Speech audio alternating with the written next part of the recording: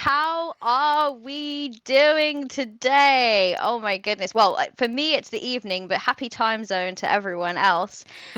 Welcome to the channel. It has been a while since I've streamed a game on my own channel like this, so I'm kind of slightly forgetting completely what I'm doing. But welcome to the Law Mistress channel. We are going to be playing A Kindness Served Warm, which is my title for our little Stewpot Tales from a Fantasy Tavern game. Stewpot is a game by Evil Hat Publishing. I received it like literally probably about like 5 days before I posted the casting call. I think I just received it, started reading it, and I was like, I gotta run this before Christmas. Yeah, I've absolutely fallen in love with it just because it's such a nice cozy vibe. If you ever played Yazeba's Bed and Breakfast, then it's got kind of like the mini game kind of coziness from that, but also definitely the potential for some kind of Wonder Home melancholy also going into it. So absolutely excited to play that today. Before we play that, though, we should probably introduce ourselves, because obviously I'm not playing by myself. I do a lot of solo gaming, but not in this instance. I need some lovely cast members to play with me. So let's go around. I'm going to go around the overlay, as I like to say, and I'm going to get everyone to introduce themselves one by one. If you could give me your name, your pronouns, and the name of the character you'll be playing and their pronouns. Don't worry about any of the other details. We will get to know our characters properly when we start playing the game. So let's start with Ren, shall we?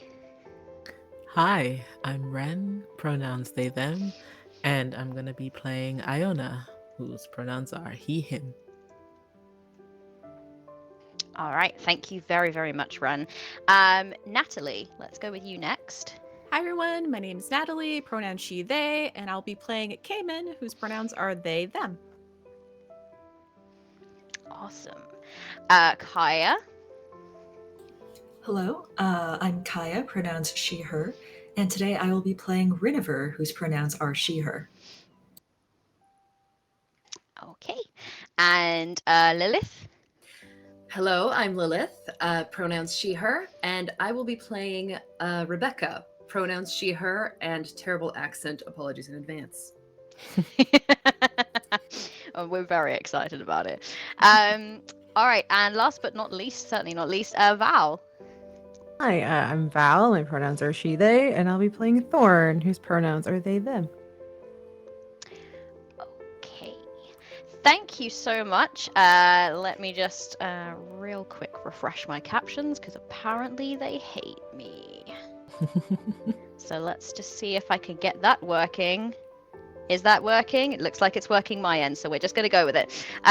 Cool. Thank you so much for those introductions. I'm Kat. I will be facilitating today's game, even though technically Stewpot is a GM-less game and does not require facilitation, but I'm here really just to herd cats. And the kind of story that we want to tell today, we want to have a really good focus on the individual characters. So it's just a little bit easier for me to pick up the slack with some NPC voices and motivations and things, so that my lovely players can really deep dive into their own characters. I use she, they pronouns, and very, very excited to have you all here.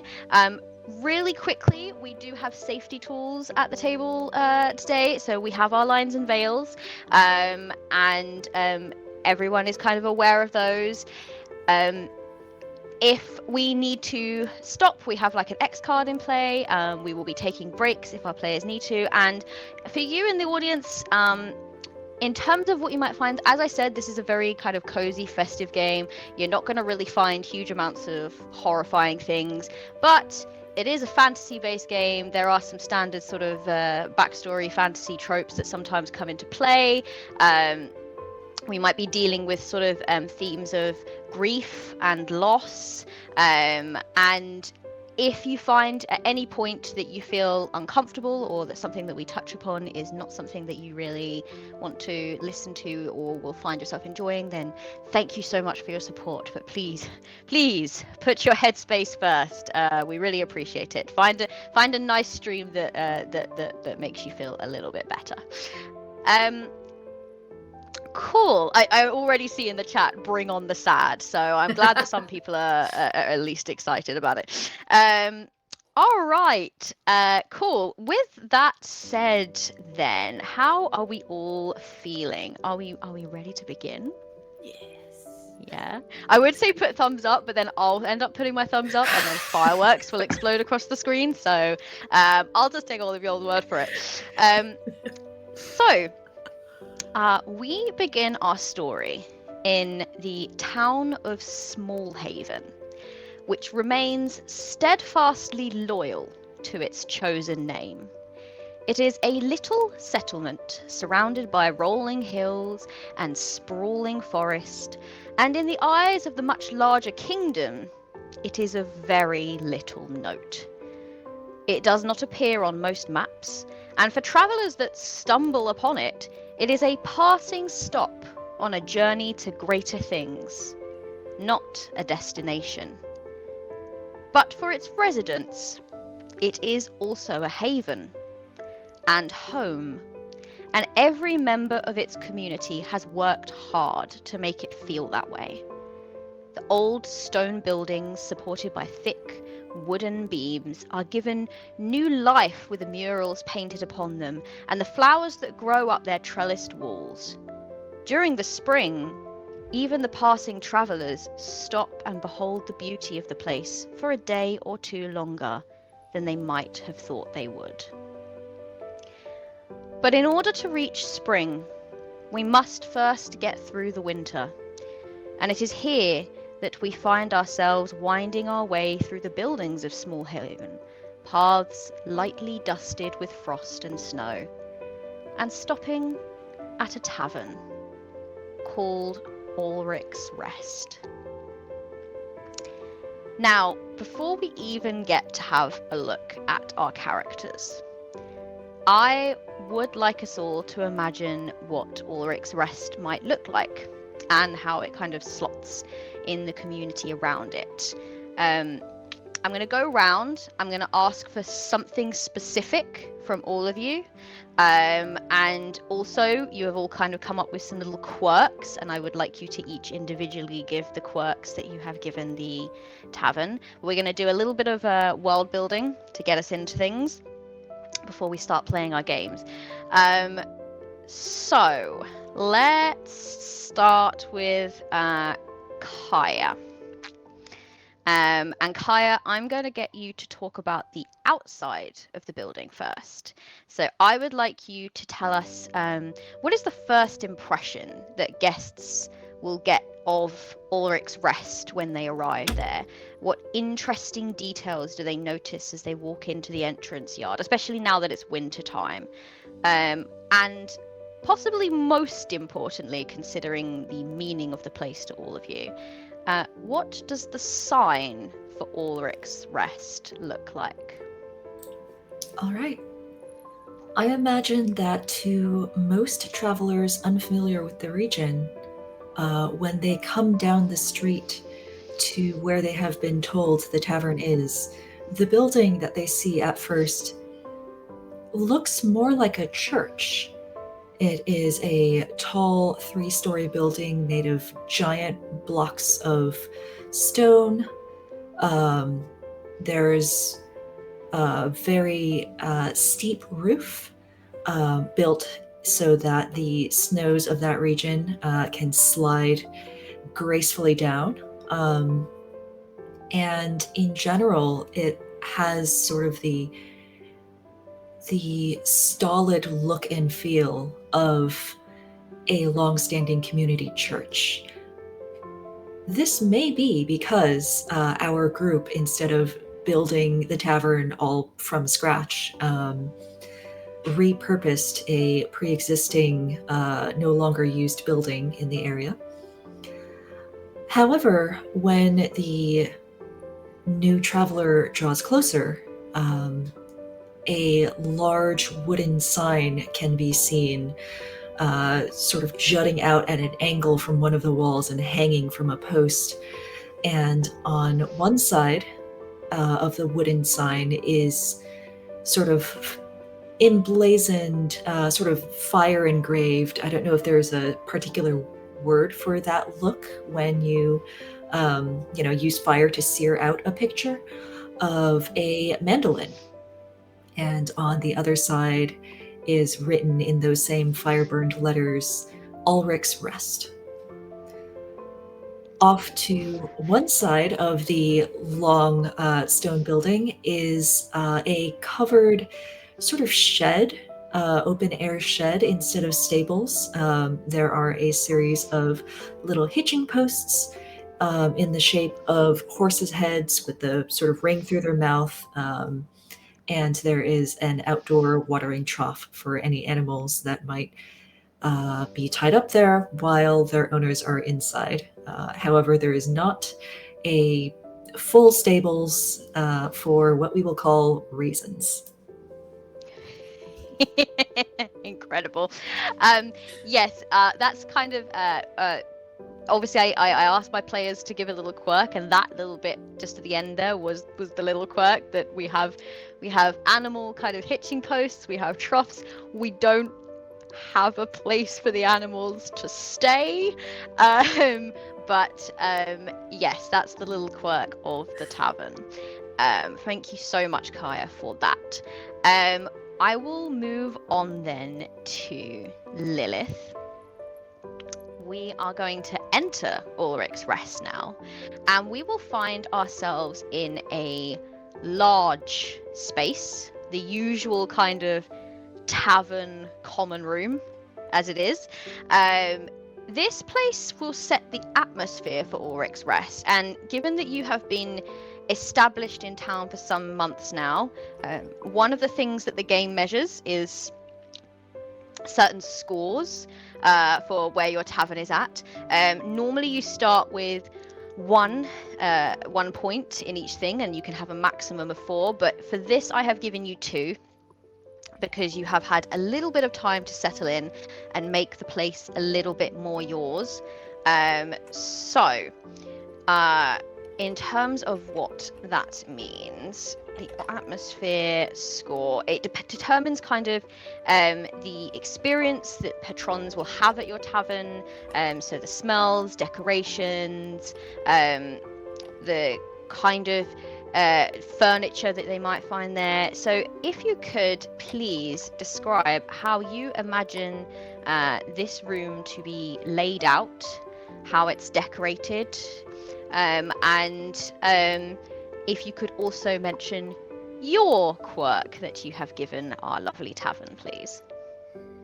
Okay, so when a traveler enters this tavern through what I imagine to be these beautiful double doors similar to the ones you would find in a church, along with the those wrought iron hinges that are very curly and clearly beautiful workmanship on this kind of hinge. So it makes the door look like much more than just a simple entrance.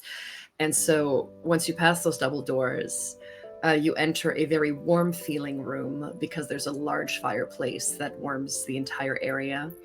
It is flagstone flooring, grayish and beige stones all together. And there are windows that are the kind of round glass panes you will find in older houses from like the Renaissance and a little bit later, instead of having the lozenge shaped ones, it'll be the ones that are circular inside the lead linings. And so you have the row of windows on the one end, you have the fireplace on the other, and the tables and chairs inside, you have a few tables that are longer for groups, essentially. And then you do have individual tables, each with a set of chairs around them. And the ones in the far corners, you do have some that are more some chairs that are more like benches built against the wall. And next to the fireplace, against the wall in that corner, there is a chair that nobody's allowed to sit in except a specific person. And above the fireplace, the wall is covered in musical instruments. We're looking at a mandolin, a lute, a small harp, a set of bagpipes, and a pan flute. Ooh, all right. Thank you so much. There are lots of musical instruments found inside this tavern. We're going to move on to Val next, I think. And our next score is actually going to look at our service score, which is currently set to 1 out of 4. That is no reflection on you as service providers. But there are, even though there are a few of you, there's 5 of you, every tavern can kind of use a little bit of help sometimes in order to make sure your lodgings are comfortable and clean, and that the food comes in a timely manner. In your case, you have a 1 out of 4, which it kind of suggests means that you don't really have much in the way of staff helping you out. And perhaps if you do have staff, they are inexperienced, maybe as inexperienced as the rest of you working in a tavern. So what I would like you to do is talk about what do you think the staffing situation beyond all of you kind of looks like here, and if you have an NPC, please, or a couple of NPCs in mind, please describe them, and then give us your quirk for the tavern, please. Well, I hadn't thought this through that far. That's okay. I have placed this question upon all of you randomly. Well, I kind of imagined the interior and like how things are run, like maybe some of the younger kids in the town kind of help out, and everyone, like you said, is just as lost as everybody else, and it's kind of a mess, but you know, it helps out everybody to get people involved. So that's kind of how I was envisioning it. But yeah. All right, no worries. And your quirk for the tavern? Oh yeah, it's just this random cross stitch that Thorn found that just says "Let that shit go," and it's literally just like the embroidered, very pretty, and like that very cute font. It's just "Let that shit go," and when you pass it, you might actually let something go. Like it might not. It seems to have its own sense of humor. You might drop food, you might drop an item that Thorn in particular maybe you just might find that on their stall later. But yeah, it's just random. It's just a little snarky. Is it the kind of thing where you might like trip and drop things, or yeah, drop like things you just without will noticing? Yeah, or like something will just fall out of your pocket or just fall out of your hands. Sometimes it's food because the thing has a sense of humor and is rude. You know, it's got a mind of its own. I love it. All right, thank you so much, Val. So in terms of your service score, then it looks like you don't have a huge amount of help, save for the occasional child or sort of younger teenager coming in, maybe looking for their first little like job before they really start their trade. So maybe not staff that really stick around for a very long time. You guys are kind of the cornerstone of the running of the tavern. Natalie, next. Given your character choices, Yes. I think that it is only fair that you get to talk about the kitchen. And the tavern also has a cuisine score that determines your tavern's ability to make food. I am not... Again, I've set it to 1 because that's the game. This is no reflection on Cayman's cooking at all. But I guess what it does kind of potentially indicate is that what is good food for a hardened adventurer on the road might be a little different to what is good food for your average customer. And it kind of also does look at your food storage situation and your relationships with your suppliers. So please let us know what you think the kitchen setup is, and also your quirk for the tavern, please. Yes. So I'm imagining the kitchen is like a very rustic looking kitchen compared to the rest of it. It has clean stucco walls, massive cast iron like stove that takes up almost an entire wall. That Cayman specifically will be basically dancing around, knives going. There's definitely hangings of knives where their workstation is. There's lots of herbs that are drying out. There's a wall of almost like apothecary shelving of different herbs and spices that as a party we've brought in from before, but it's been dwindling as trying to figure out where we source things. Some of it was from far away. How do we get that again? But we've been working on trying to get the local stuff in, like the local mushrooms and foragery and fruits and meats and all that. There's the beginnings of a cellar where most, like, just like the little double doors that open up off against the wall before going into the back outside that could be exited. And it's a nice little cold storage space for what we need. We'll need more to put in there. It's just sort of on the scrappier ends of it. As Cayman on the road is very rustic on the road cooking. But the one thing they have always been putting into the food is the comfort of a meal made out of love. And he wants to make sure anyone that enters the tavern, no matter how simple of a meal that we have to get away with, it is made with love. But one quirk that came from scavenging and making sure it is present is this old weathered stool, very visible butt print on the top of it that's been grooved out, sits in the corner. And very lightly underneath that, only our party knows, there's a carving of a name, Elric, on it. And anyone that goes by swears they hear music when they pass it. Oh, I love that. Okay. Thank you so much, Natalie. I guess that leaves us with Ren. Now, this one doesn't pertain to a score.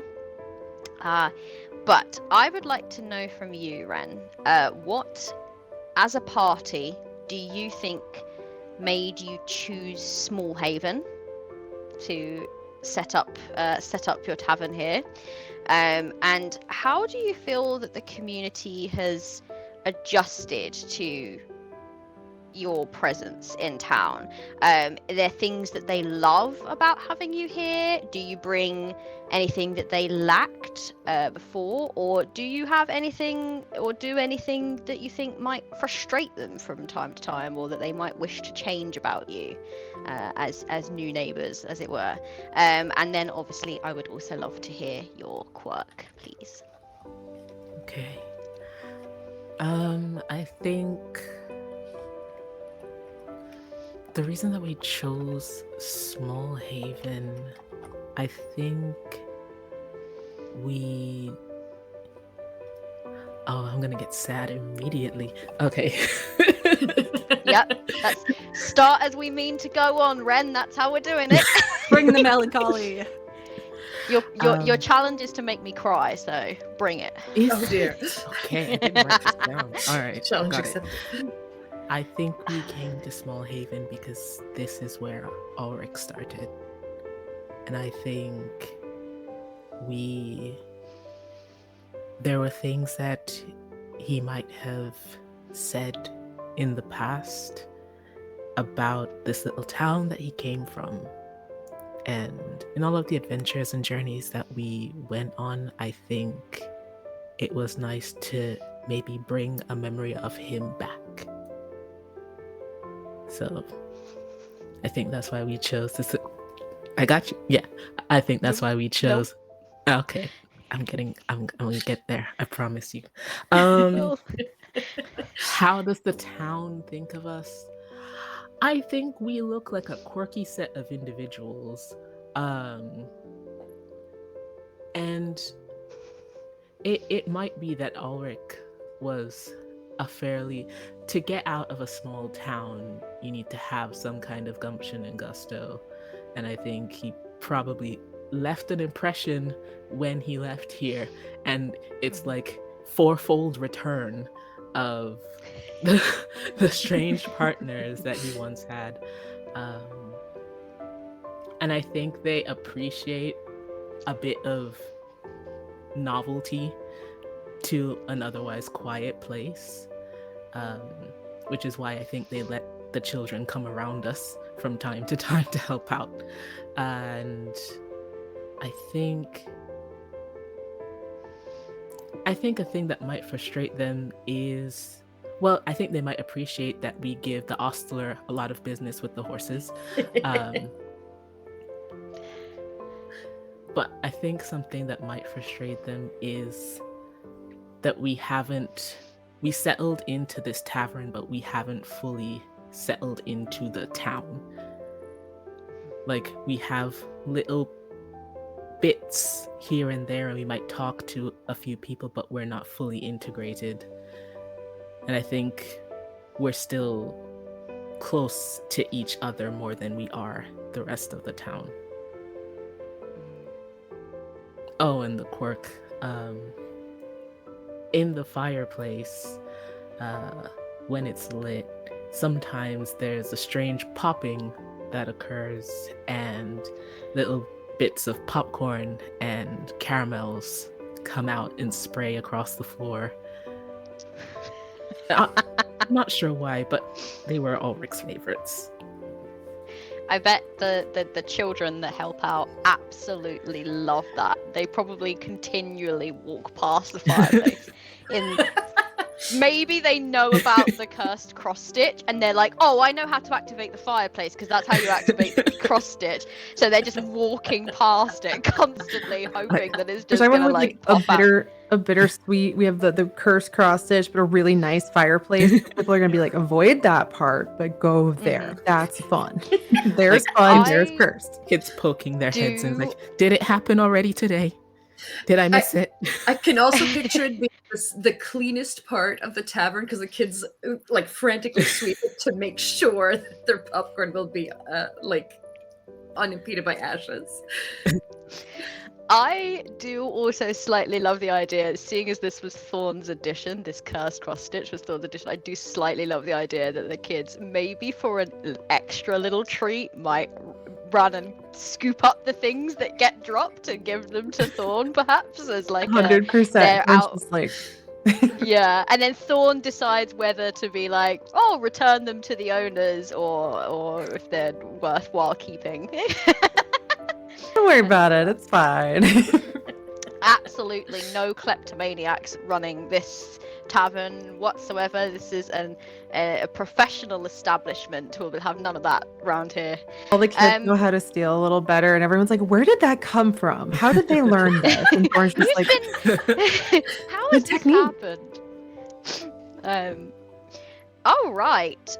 So thank you so much for that. I think we have a really good idea of what our tavern is all about and what it looks like. And obviously, it's a big part of Stewpot is the tavern itself. It's almost its own character, really. So now we're going to have a little look at our adventurers, and we're going to do so by playing our first game, which is, or they're called mini games. They feel more like mini scenes. A lot of the games in Stewpot don't really have mechanics. It's about kind of role play and descriptive world building. There is the occasional mechanical thing, but it's very, very simple. So it's a very simple game to kind of pick up and play. So we're going to have a little look at our adventurers and them as individuals. Through playing First Step, at the end of it, you have all kind of chosen, and I will get you to describe your characters, you've all chosen what your role was in the adventuring party and what role within town has sort of taken your fancy.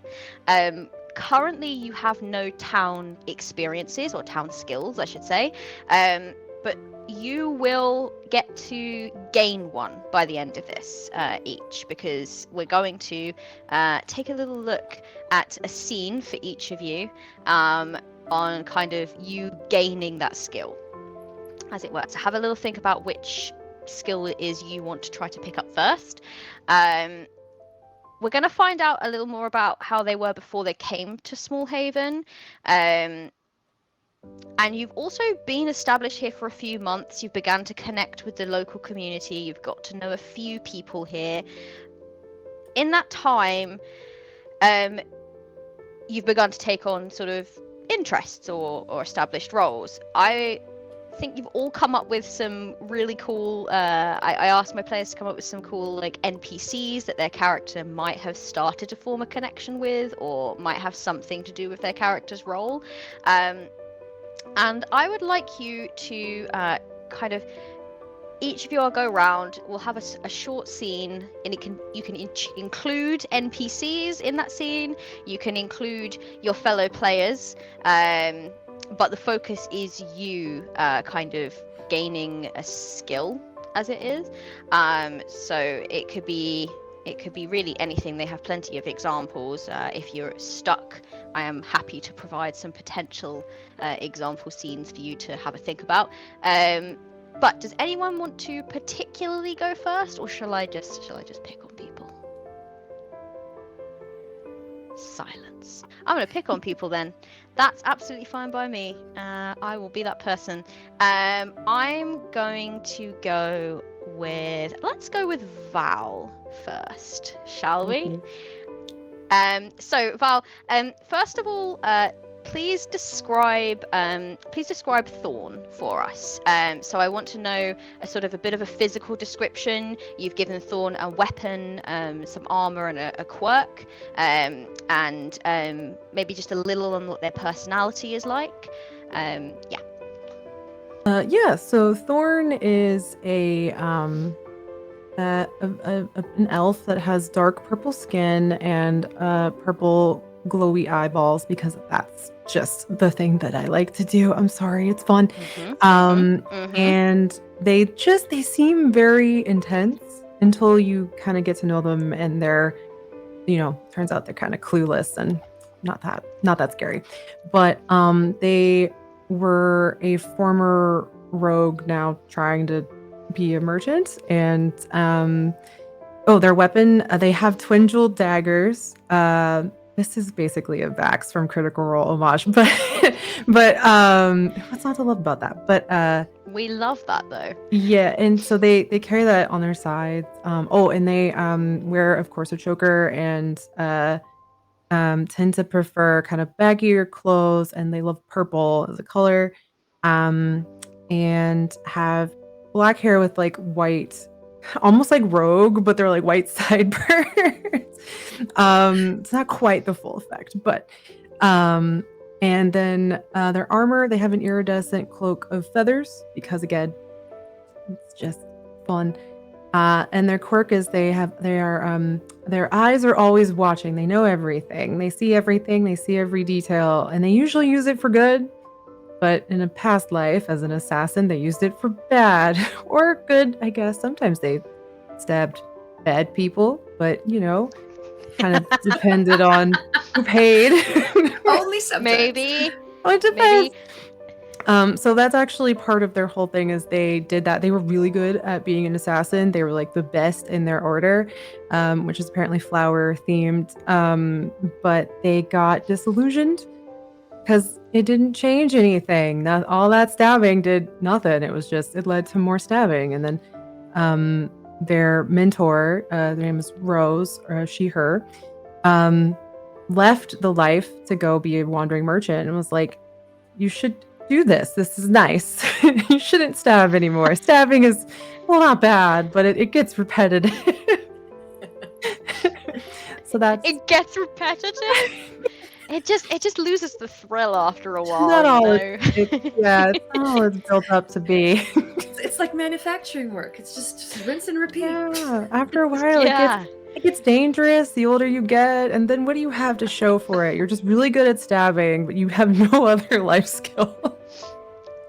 Incredible.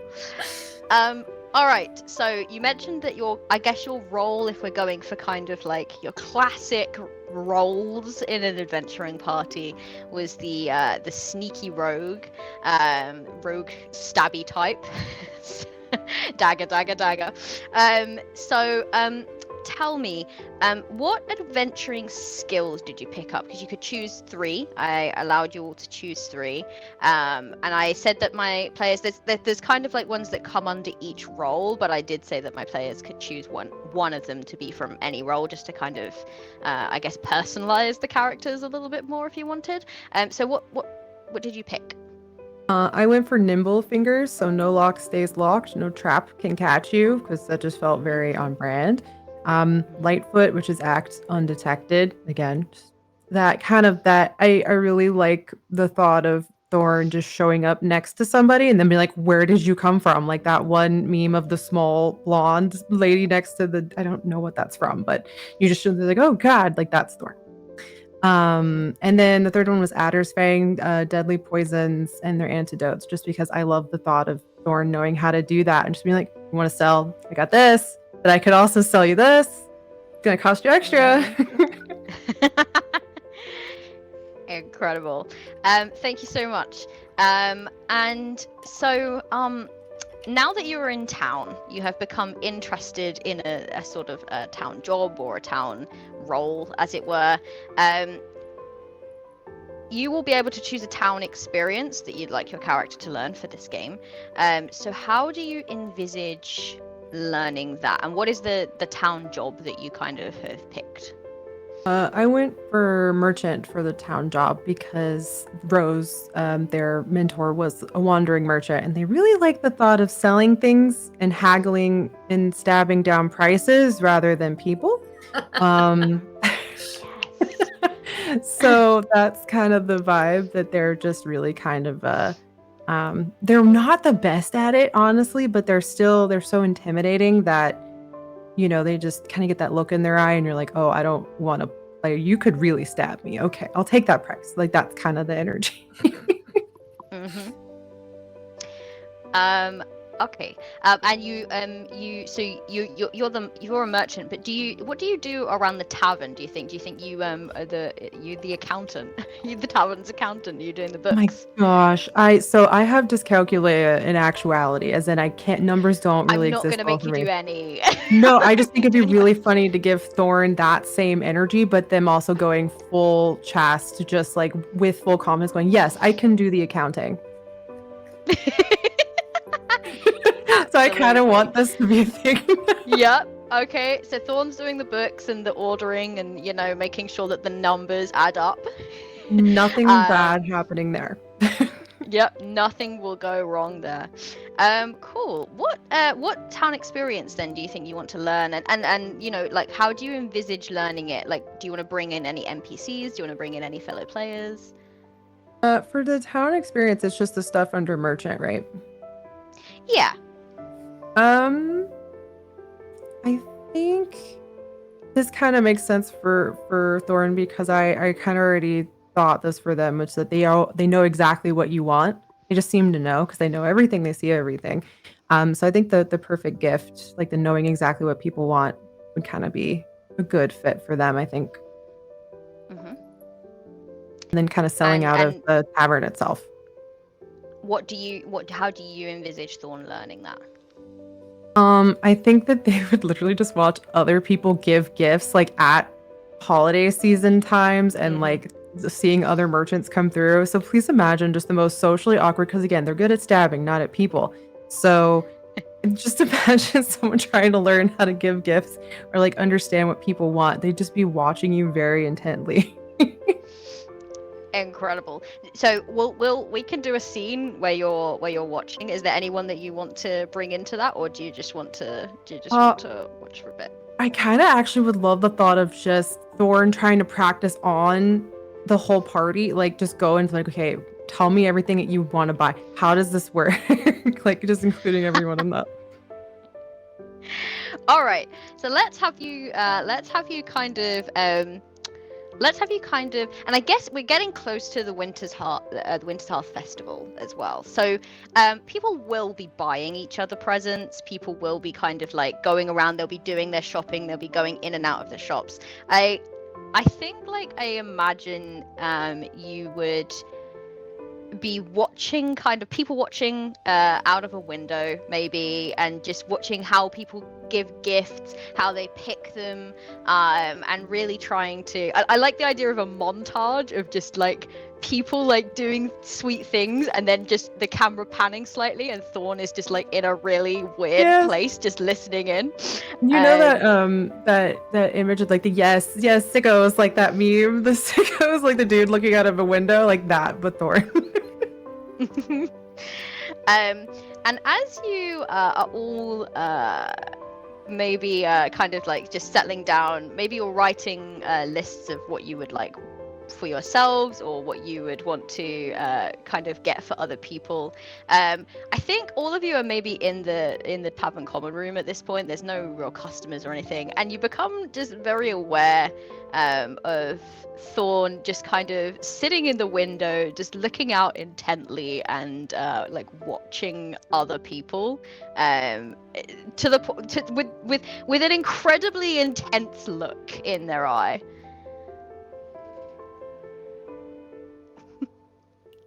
I think Iona will look up from a very short list, which maybe has 3 words on it. Is something wrong? No, I think the opposite. I think things are good. People seem very happy right now. I'm trying to see, why are they happy? What did they get? I need to know. And Cayman just sort of leans over to Rebecca and just like, I think she's discovering the spirit of the holidays finally. It was about time. I think they're happy because they're buying gifts for other people, and they are excited to see what they think of it. How do you know if you got the right gift? What if they hate it? What if they hate you? What? I do you know how to get gifts? Thor just materializes out of seemingly nowhere a knife. Would this be good for stabbing for you? This is the best I got. I don't need to stab things. Okay, well, and then just disappears again. Well, no, I got nothing. Rebecca looks up from the list she was writing, and it is mainly shit that it's crossed out. She clearly has not decided what she's writing, and she's got a quill that has been chewed through like kids who would chew through their pencil. And she goes, if you're worried that people will hate the gift, don't worry, people will never tell you anyway. It is a big secret no matter what. But they'll buy it from me anyway. That's right. So if I lie to them about how good it would be for someone else to buy this present at a marked up price, Thorn has learned capitalism. Oh no! You can't introduce capitalism in a small town. No, you're right. That would be really mean. And also there's not enough people in this town. So I need to think about that better. Okay, so the people need and want the gifts. Got it. Yes. Not need, but There's no need. no. People typically like to be able to get a gift because they want to feel the giving of it and know that the other person appreciates that they're trying to show that they care and have affection. And most of the time, if it's something useful, people like it less. It tends to be this thing of like... I mean, there's some practical people out there, but it Yeah, but it's shows not everyone. understanding of the person you care about.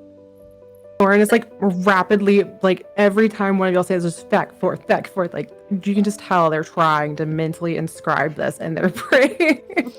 So I imagine that Renifer wasn't here for the first part of it, but now like she walks in, just sort of covered in snow and, clearly having been out for a while, and she just goes like, "Oh, hey everyone. Oh, hi, Thorn, I got something for you." And just like hands out this very clumsily wrapped package. Just rapidly, just like a little shredder shreds the papers very excitedly. It's like, It is a small knife. it's perfect. I can't really harm anyone with this. That's beautiful. That's exactly what I need. Rebecca on her end sees the knife being unwrapped and goes, shit, because she got a knife for Thorn too. Never enough of those. Please, Crossing there's out. a knife for every occasion. I was just thinking we all got you a knife, but it's just the weirdest collection. So it's like a giant like cooking knife from Cayman. Thorn would love every single one of them because you'll give them to them, so they would just be like, I love these. These are the best knives I have. I love that we're teaching the rogue whose whole thing is taking things and just being like, people like it when you give them things too, and it's just blowing their mind. This is how you make people happy. Oh, okay. So Thorn's gonna sit there and they're gonna be like, okay, people want things. They like it when I give them something that they want, they don't need, and the thing that they need is not a knife. Okay, we've got it. Some Okay. people need knives. I mean, I if they're don't. kitchen chefs, they might need a knife. But Yeah, I'm always good. generally speaking, no. Thorn just appears next to Cayman and hands them like the most immaculate cooking knife. Okay. I've got, okay. Balance it out. Like, oh, no, actually, thank you. And Thorn's just like, oh, that felt good. Getting it. Wow. Yay! Thorn has learned how to give things. They get it. All right.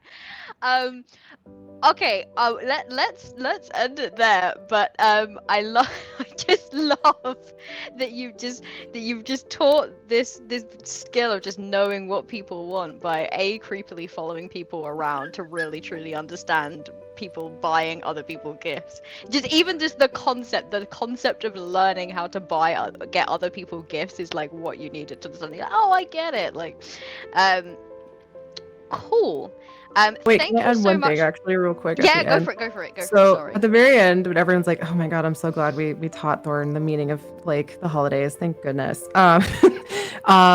Thorn like shows up next to Renifer and just hands her a scarf and is like, "You look cold," and then leaves.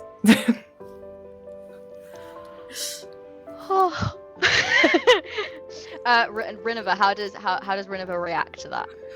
Renifer just holds the scarf, and then after a few moments realizes that there are other people in the room, and looks up and first looks to see whether Rebecca is smirking, She definitely is. in which case Renifer is just going to wrap the scarf around her neck and go straight out again. Well, hi bye. Incredible. Setting up for something. Totally there. clashes with her outfit, but okay. All right. Cool. Thank you so much, Val. Really great introduction to Thorn there.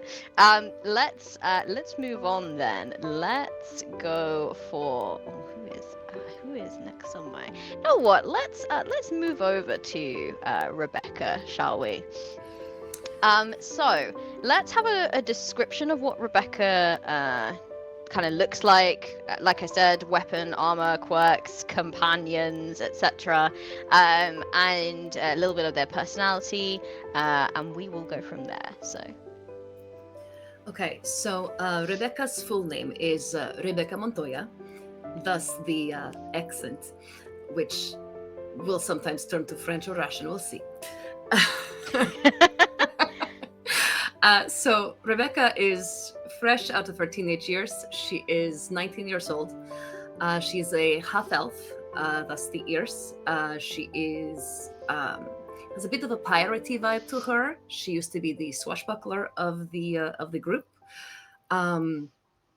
And she is very much still in a, she hasn't been to high school obviously, but she is very much in a high school kind of mood, kind of girl. And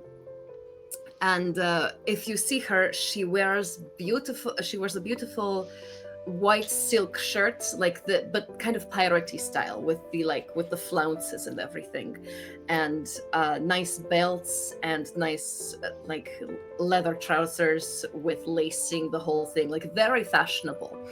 Because just because you're done your adventuring days does not mean that you are supposed to go out of fashion. She carries a rapier in a scabbard to her side. Whether she uses it or not does not matter. There is some sentimental value to just carrying a sword all the time. And Rebecca also has what looks like a fluffy necklace.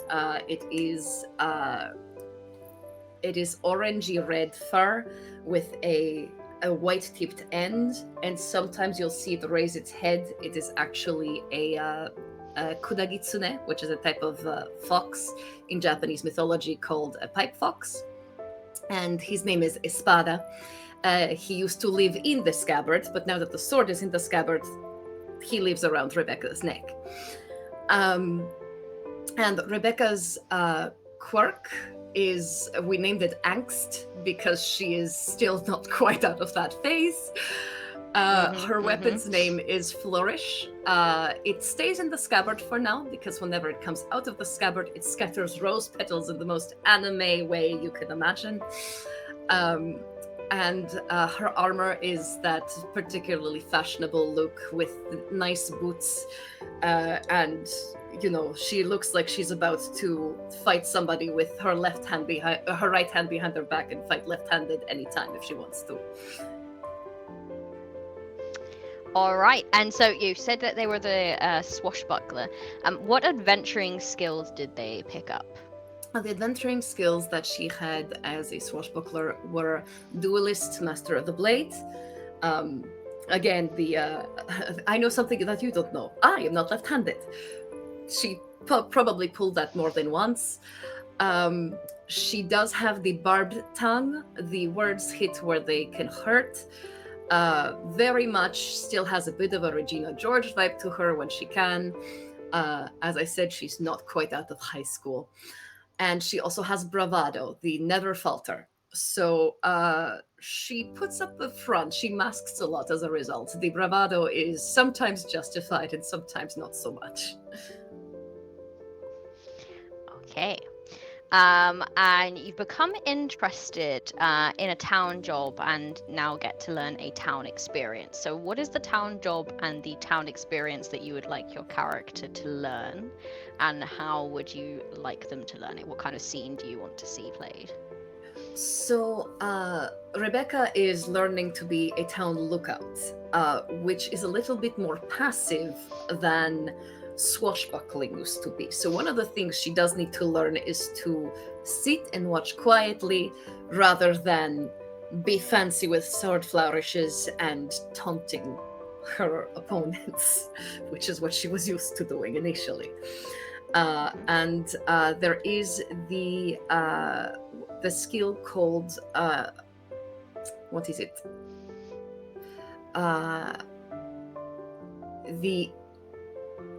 It's ears to the ground, but it's kind of modified a little bit, because ears to the ground is you heard it first, which part of it does have something to do with gossip in a way. You heard it first, but she also has to stop and learn to listen.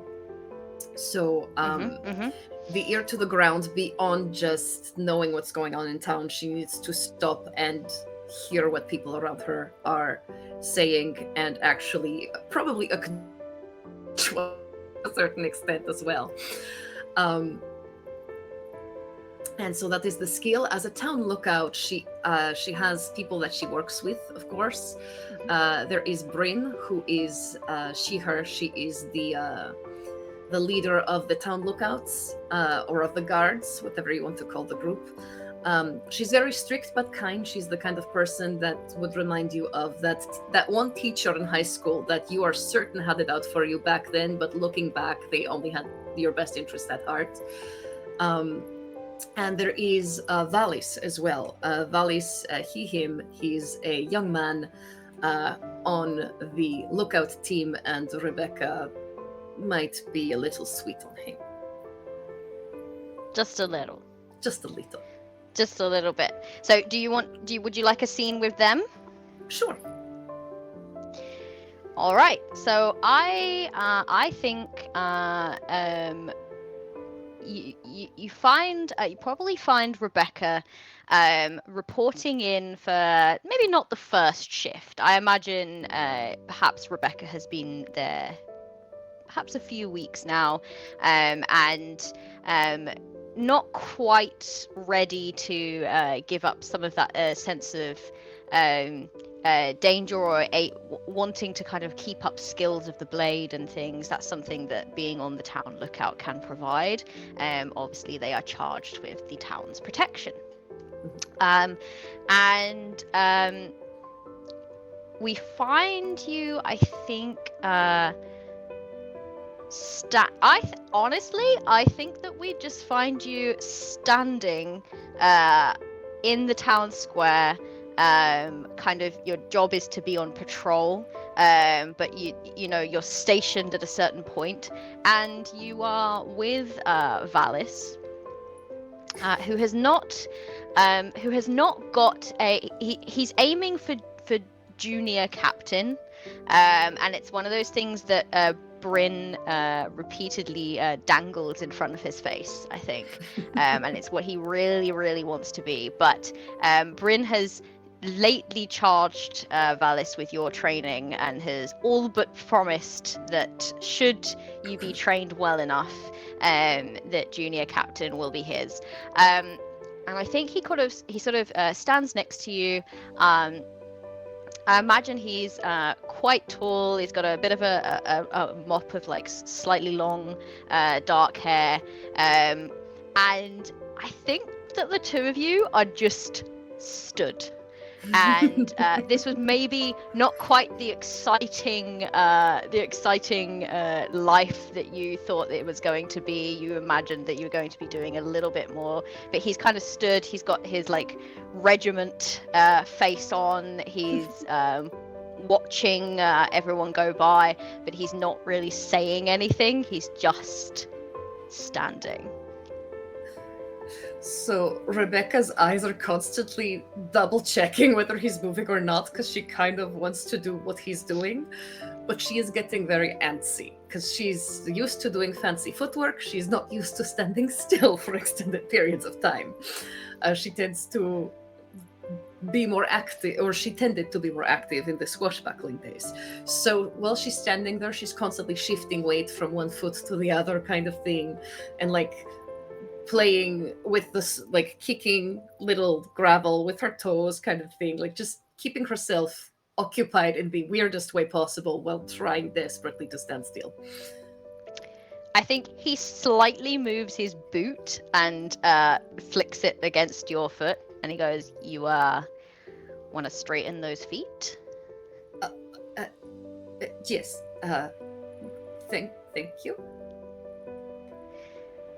Are you bored, Rebecca? A little. Yeah, it's written all over your face, actually. I'm sorry. No, it's fine. And he kind of like laughs a little bit.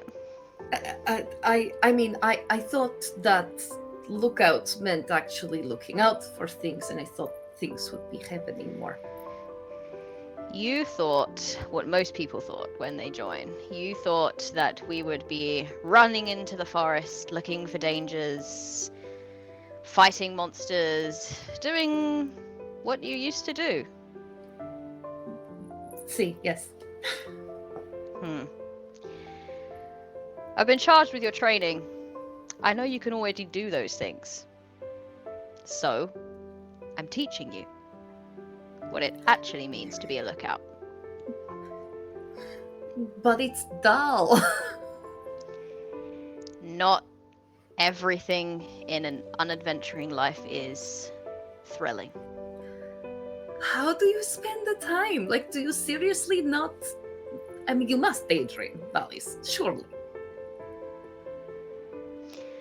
I think he kind of lets himself relax a little bit and sort of like leans back and looks at you, and he goes, of course I daydream about things, you know. I was like you, I wanted to go and have adventures, but they call me sappy, but I think I'd miss my mum too much.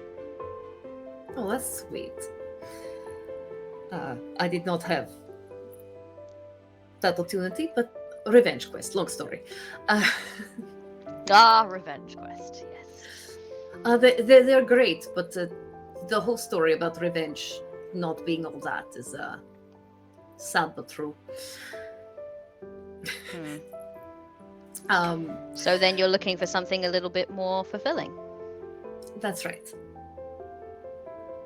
Well, but yeah, he I kind was of just- gestures around, and he says, maybe be a little bit more patient. Give it a try. the most long-suffering I'm in math class, sigh. If you like adventuring so much and being in a town like this is so boring, why are you not out there doing that? It's all right. I have decided I was going to settle down. I can do this. I will. Yeah. Totally. I mean, I avoiding the know you topic. can. You're incredibly capable. And he kind of gives you a slightly goofy smile. Rebecca tries. I mean, like your swordsmanship is very impressive, and you're incredibly impressive. Thank you. You stand very straight, Valis. It looks. You stand very straight.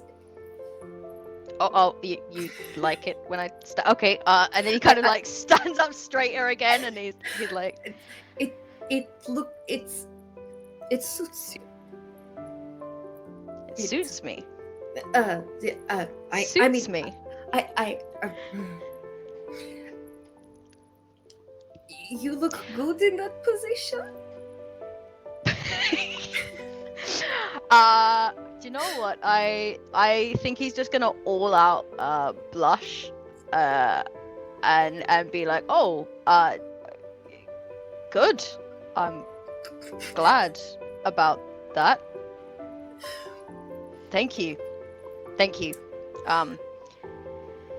Thank you. From the fox upwards, Rebecca is tomato red. I think they're both tomato red at this point.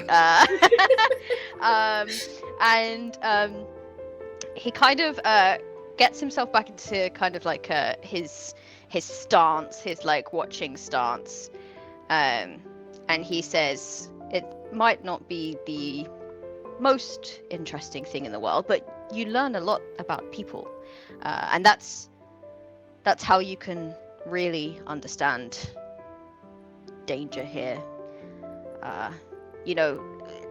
Seeing people day to day, the tensions that grow between certain businesses, if someone's gonna have a fight with someone else, or you can tell that ahead of time.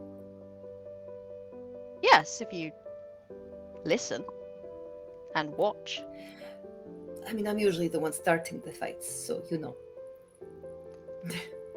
Why don't you try to be the person finishing the fights instead? Okay, I always finish my fights, Valis, and I'm very good at it. Oh, I just like, I never meant to say that you were not good at things. Obviously, I think you're good at a lot of things, but like, I mean, like, I'm trying to be a good teacher here. I'm trying to be, I don't know, wise, or is that not coming across?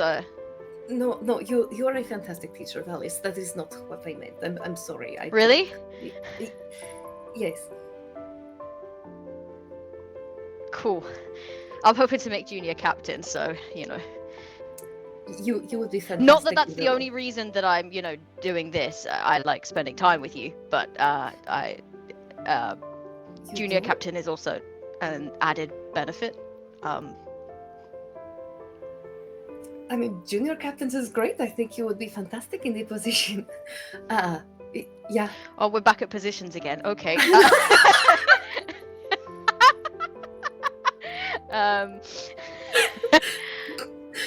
All right. Get I your feel mind like out we of the can gutter.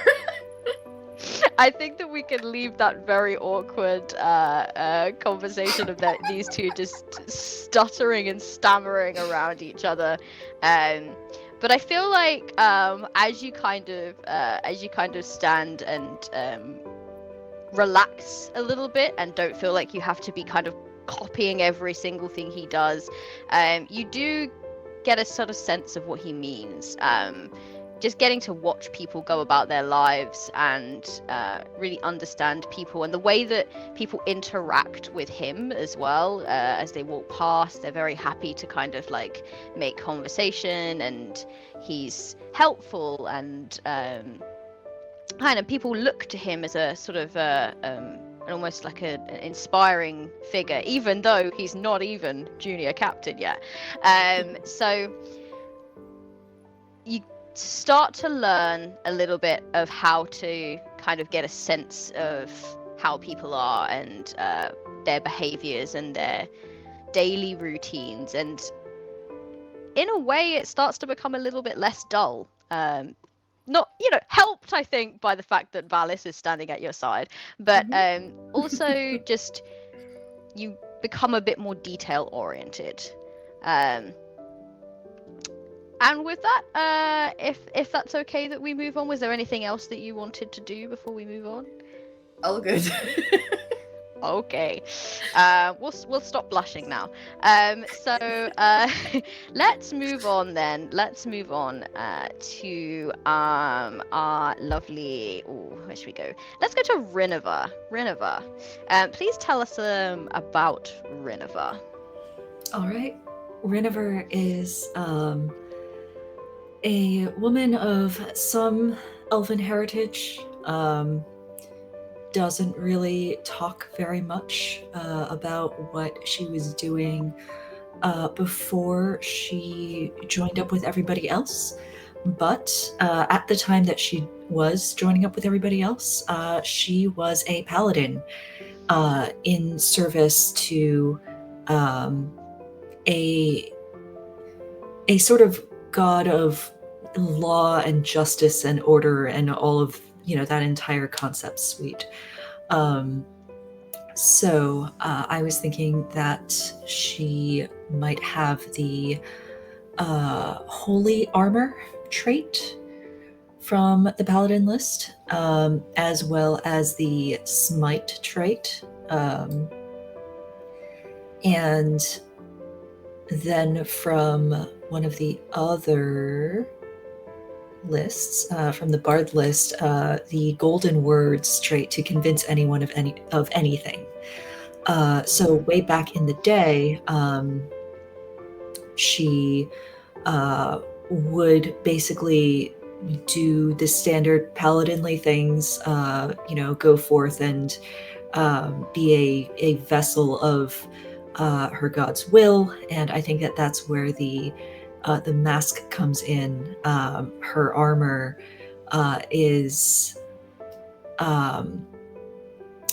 there is a certain type of mask that when put on sort of confers a sort of metaphysical identity disguise, such that any actions that you take while you're wearing it, like you will not be personally held responsible for them.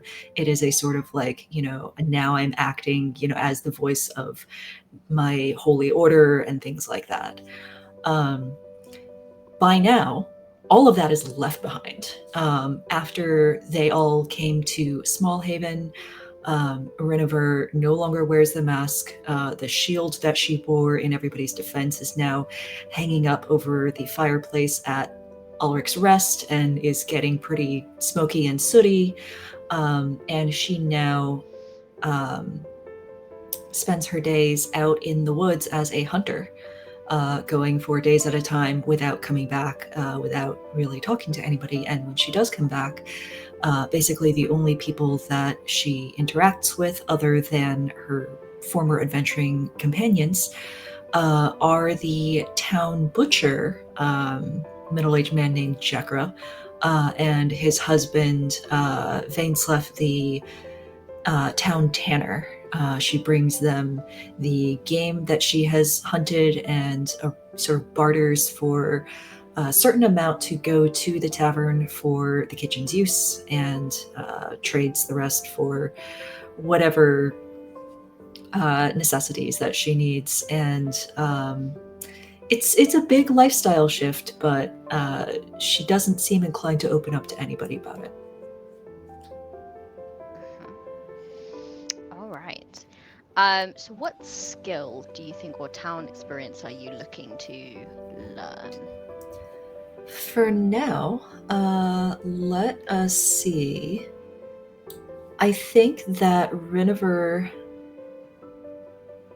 is first going to try to learn the best areas for hunting and foraging. So, the usual spot.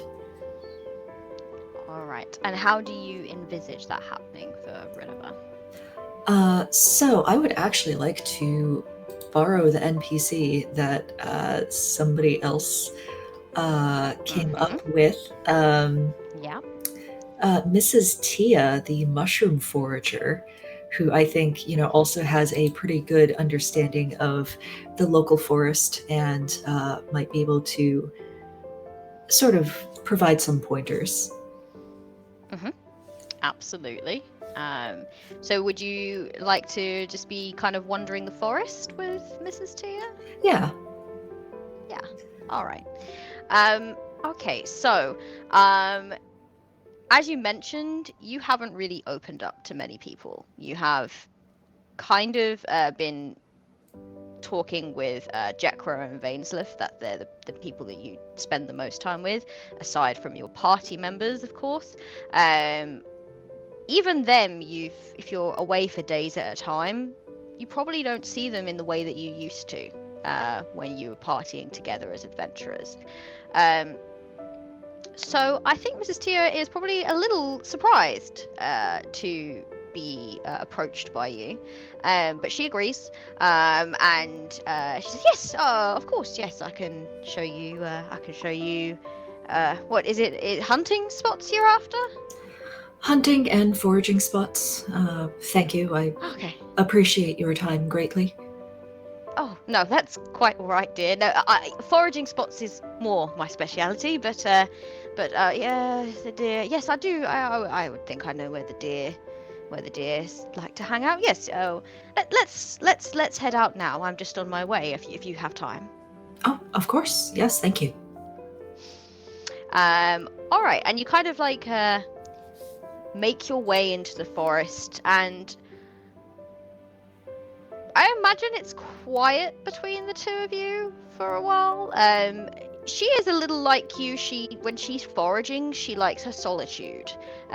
She likes to appreciate nature around her. She likes to listen and just take a moment of contemplation. So it's nice for a while for the two of you to just kind of be in silence.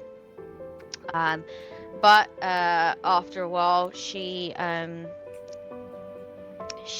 says, "Tell me, how are you all settling in?" Well enough, I think. It's everybody else who does the day-to-day running of the place, of course. And did you know your son Oscar offered to come around and help out every so often? Yes. I think he might have heard about the popcorn. Right. Yes, the popcorn. I would say that that's probably exactly why he wants to come around, seeing as that's all he's gone on about for the last couple of days. So I've told him that's fine. Yeah. You know, I trust Cayman. Cayman will take care of him.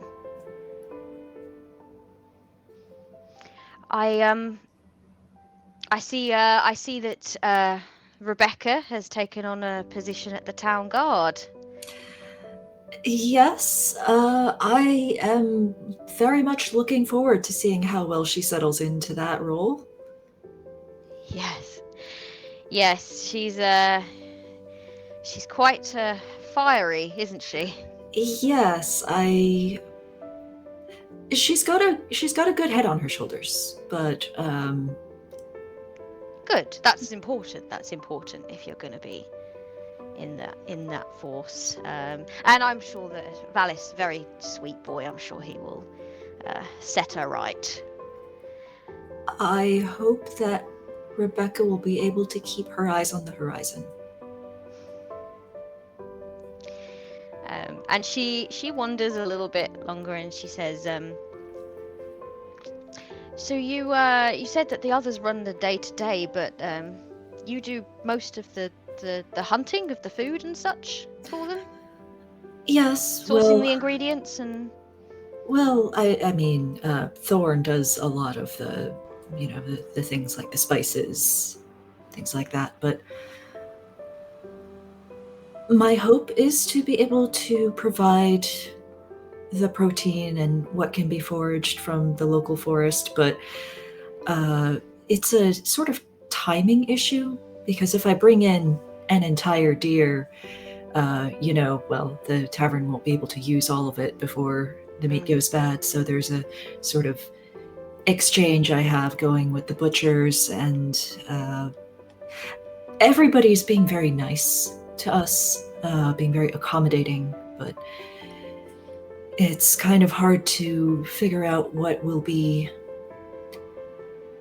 sustainable bargains in the long term and what we're really running off of goodwill in the short term.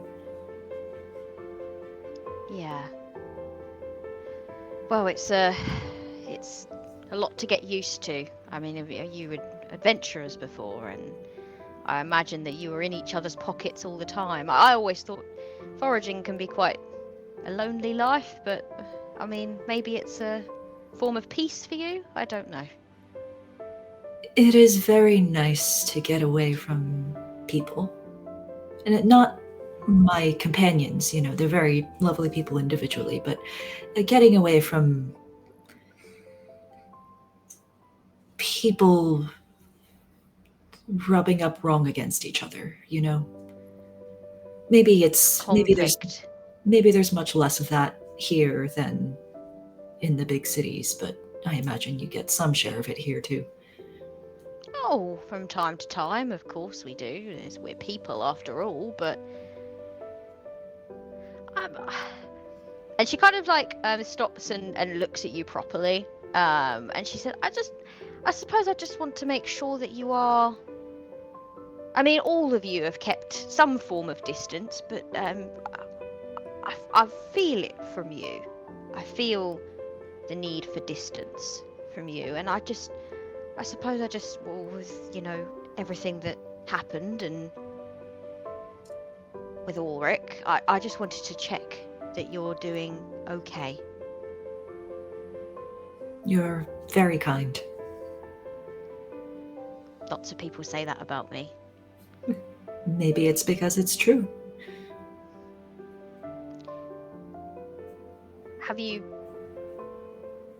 Are you doing okay?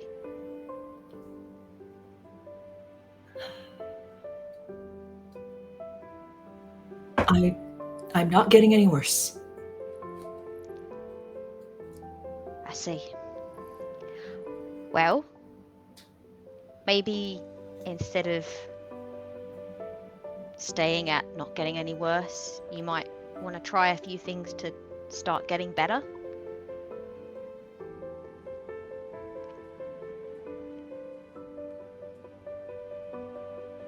Winter's Hearth is coming up. That's a great time of year for community connection. You'll see that's when we're at our best as a community. There's no conflict, just harmony. I'll believe it when I see it. Right over there. And she kind of starts to lead you towards a sort of clump of trees where you can see already that these gorgeous, very edible mushrooms are starting to grow out of the. And also, I think she sort of doesn't really poke much more for the rest of the day. She can see it's not a topic that you're quite ready to broach yet, but she understands you a little bit better now. And you get to learn the best spots for foraging and hunting as she takes you around the forest. Cool. Was there anything else that you wanted to address, or am I okay to move on? No, I think that was great. Thank you. All right, no worries. Let's move on then. Let's move on to let's go Ren next. Ren, let's speak about Iona. Please tell us all about Iona. Okay. Iona. Iona, you had it. Iona Yeah, I just had a is- moment there. I was like, is it? Iona is part elf, part elemental. It in other games would be considered something of a genasi, but for the purposes, so part fire elemental, is the wizard innate magic user of the group. Initially lived a very cloistered, not Sheltered? secluded, sheltered. Thank you so much. A very sheltered Got life. you. A very sheltered life as a court magician for a little kingdom, but eventually left said kingdom and went on a bit of a journey. He still wears the royal garb because that's what he had on him. He used to be dressed, and so didn't think about clothes when he left that much. So he's gotten new ones still there, but he still wears bits of it in a sentimental sort of way. He has a staff that is twined wood and stone all the way down, and his quirk is that in a dissonant way to Thorn, very wide-eyed wonder looking at the world can sometimes be a little unsettling, as he sometimes looks like he's absorbing every detail about you in an instant, and very blatantly as such. But yes, I think that's a description. Mhm. Yeah, perfect. So you said about their role in the adventuring party before. What skills do they have? Right. So skills. In his history, he was able to. He mainly did little small wonders to entertain the court. That was his purpose. So prestidigitation. Yes. As part of his innate ability, being part fire elemental, he does have a mastery of flame, so he can be very destructive with fireballs sometimes, but can craft it a bit in lighting small fires. And invisibility, the ability to move unseen, which I think Thorn might have had a hand in helping him develop, because you can't just go into you don't have that ability to just go everywhere. You gotta be a little sneaky sometimes. All right. So you are interested in a town job now, and specifically a town experience. What would you like your character to learn, and how would you like them to learn it? So with Iona, magic has always come very easily to him. It's always been an easy thing to just make something happen. And I think when they were sourcing furniture for the place, he got a look into like the craftsmanship and how much effort it takes to just make a simple chair. And I think he became very curious about that. It's just like, why would you go through all the effort to do something that's difficult? Like, what is it you gain out of it? And so I think he wants to learn how to create beautiful things as a crafter. Work with his hands and not just have it be easy. Mm-hmm. And what kind of scene do you think we should do to help you to learn which skill? I think with... Did I say it correctly? I did, yeah. The artisan skill. I think if we can have a scene with my little NPCs, Noel and Anais, his apprentice. All right. Yeah. So, perhaps a scene where you have been going. I think given as well that you've just set up here in town, probably the local carpenter Noel has had a fair bit of a hand in helping you renovate certain areas of the tavern and fix up things that might have been We've given broken him a great deal of business. Yes, you've definitely helped him with some business, and perhaps he kind of noted your interest in all of the beautiful furniture that was coming in and the craftsmanship, and has entertained you with a few of these conversations and invited you to maybe come and learn. He is a carpenter, but he is also quite skilled in woodworking and like wood whistling, perhaps.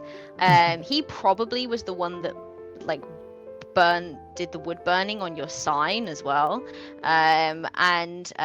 So maybe it's a couple of weeks in of you kind of going to visit and him having a chat with you, and as you walk into the carpentry, to the furniture store, the fantasy furniture store, he kind of looks up, and his face sort of lights up with a smile, and he's just like, Iona,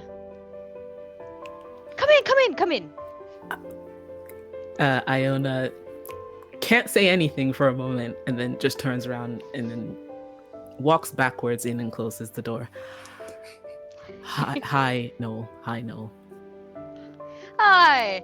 And on the contrary, his apprentice Anais, she's kind of sat and she's working at like sort of shaving some wood on a stool, and she looks up with you with the look of maybe a younger Rebecca almost. And just his enthusiasm, she kind of just rolls her eyes a little bit, and then she looks at you and she goes, all right. Hi, Anais. Yeah, whatever. And then she kind of like goes back to shaving wood. And Noel I feel goes, like he would be hurt if he didn't have Rebecca. It's just he accepts this. yeah. Definitely giving you some Rebecca vibes. And Noel just goes, oh, just ignore her. She's in a foul mood today. No, I'm not. She hasn't had her breakfast. Yes, I did. Breakfast is important, Anais. I wouldn't skip it if you thought it would be. I'm fine. Okay. Just immediately moves on. Noel kind of like gives you a little wink. boyfriend troubles. And then she kind of like pulls you over to the counter. Come and look at what I'm working on. Of course, moves very easily with any tug from Noel. Of course.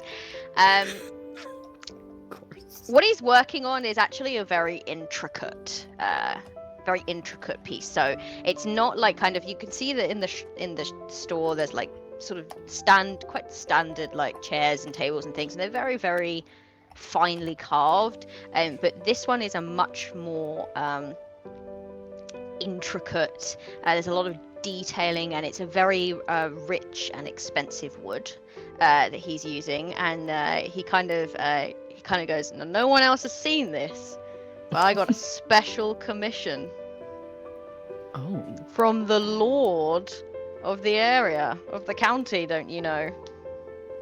oh, that's wonderful. Yeah, didn't even know he knew that Smallhaven existed, but there we are. Well, I would think if it was in his county, he should be it. That's not what you meant. This is great. I'm very glad for you. Do you want to pick up a chisel and help me? Help you. Yeah, I break. that's how I you break learn. it. No, but You won't break anything, I promise. but the detail is very Doesn't matter. but it's very intricate. Okay, if you say. You seem like it's a bit of fine. a perfectionist. It's not that I am a perfectionist even. I just feel like I am not at the level of this, and I don't want to ruin your nice commission because it looks very nice already. Iona. And he picks up his own chisel and he goes, just remember, there is no mistake that cannot be fixed. And he bops you on the nose. Yes. I think because there was a chill in the air outside, Iona being fairly warm, always carries like a thin layer of like steam and vapor when he just enters into a place, and there's just the slightest bit of steam exiting from his body as he just warms up just a touch more. You alright? Do you want a drink or something? No, I am so fine. I'm fine. You seem a bit Just flustered fine. today. Nope. Thank you. Chisels. You want me to help with this? I will help You- with this. Absolutely know the true Rebecca style. And he's in the corner goes, yeah, I'll bet he seems flustered. Quiet, Oh. you. Iona looks like he's about to say something in a way that he would have replied to Rebecca, and then looks at Noel and thinks better of it. It's like, we don't know each other that well yet. I don't want to upset him. He starts to show you how he wants sort of like the woodworking, and he's giving you like a very basic task on this. He's not like telling you to do all of the very intricate bits. But he says, in all of my work, I always want to put something into it, you know? It's not just about what it looks like, it's about the feeling that it gives. And here in Smallhaven, we're about community, we're about friendship, we're about making connections. So I thought, you know, what better way to put that in this piece? He's a lord, perhaps he needs to see something of his people. I suppose I can understand that. Maybe he'll place it in a place of pride. I certainly hope so. It'll get me a little bit more work. I think you deserve a place of pride in any lord's house. Your work does, not you specifically. our work. Our work. There we go. Are you Besides, sure? Are you sure I'm not gonna mess this up? That you've given me. you're like, not gonna mess such- it up. Okay. I promise you're not gonna mess it up. I will not let you mess it up. And I gives me a chance to spend a little bit more time with you, get to know you, And he kind of like looks at you properly, and like meets your eyes and says, "I'd like to get to know you better." You would like to get. That's fine. I'm coming here anyway, and Anais in the background just gross. I love her so much. Noel just ignores her. Anais, would you like to consider a second breakfast? You mean go on break? And she looks up at Noel, hopefully, and he goes. He looks between the two of you, and he goes, "Oh, go on then. 1 hour." I'm sure Cayman will make you something nice. Cayman's working? Cool. And she kind of gets up and heads out the door. Like doesn't even put her stuff away. She just drops her tools on the floor, gets up, and is out. Peace. Iona seems to breathe in that moment. Oh, she makes me so. And now you're breathing a sigh of relief. Yeah. He then goes, "Just the two of us now."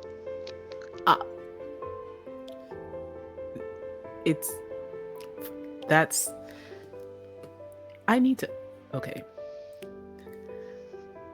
He starts to say so many things and doesn't finish any of them. And it's like that for at least 30 seconds. And then he calms down. No, you're very kind for showing me this work, and I really want to learn. And I'm not. You're very handsome. Oh, You well, are. thank you. You must know that you are. Do you not know that you are? I've never had it said to me quite so with so much strength before, but I like to think I have a little something going about me. I think we've got to all give ourselves a little bit of self-love from time to time. Right. You're also very handsome, by the way. Thank you. Thank you. I don't think much of my face, but thank you. Lean the chisel just a little bit to the left. Right. And Iona is working, and is, I think, doing all right. But is so distracted. Yeah, Just I can imagine painfully that Iona is.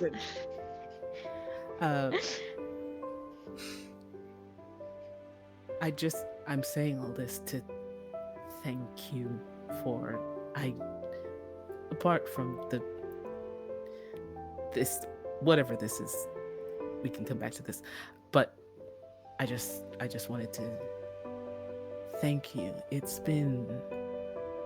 This has helped me take my mind off of some things, and I'm very grateful for that. Well, I'm glad I could help. And I think we'll leave them there, because time is a ticking. So we're gonna move on to Cayman now, and if we could get a scene, or if we could get a description of Cayman, what Cayman looks like, and how Cayman is, and then we'll head into Cayman's scene. Yeah, so Cayman, they have almost like a weird fey alienness to them. They have this greenish yellow skin, but there's a bit of like reptile alligator scaling underneath their eyes and across their forehead and some other spots on their body. The long pointed ears, and they sort of keep this green headscarf on their head, which is good for cooking. You want to keep all the hair out. They're just basic rustic clothing, but they are wearing leathers that are concealed underneath, just in case. You never know when you have to run out with the frying pan and smack something. And they always have this little bit of a very cheeky smirk. That is their quirk. They always got this little smirk showing a bit of the pointy teeth. Very, very chill fellow. Looks like they are exhausted all the time, but somehow has energy for everything.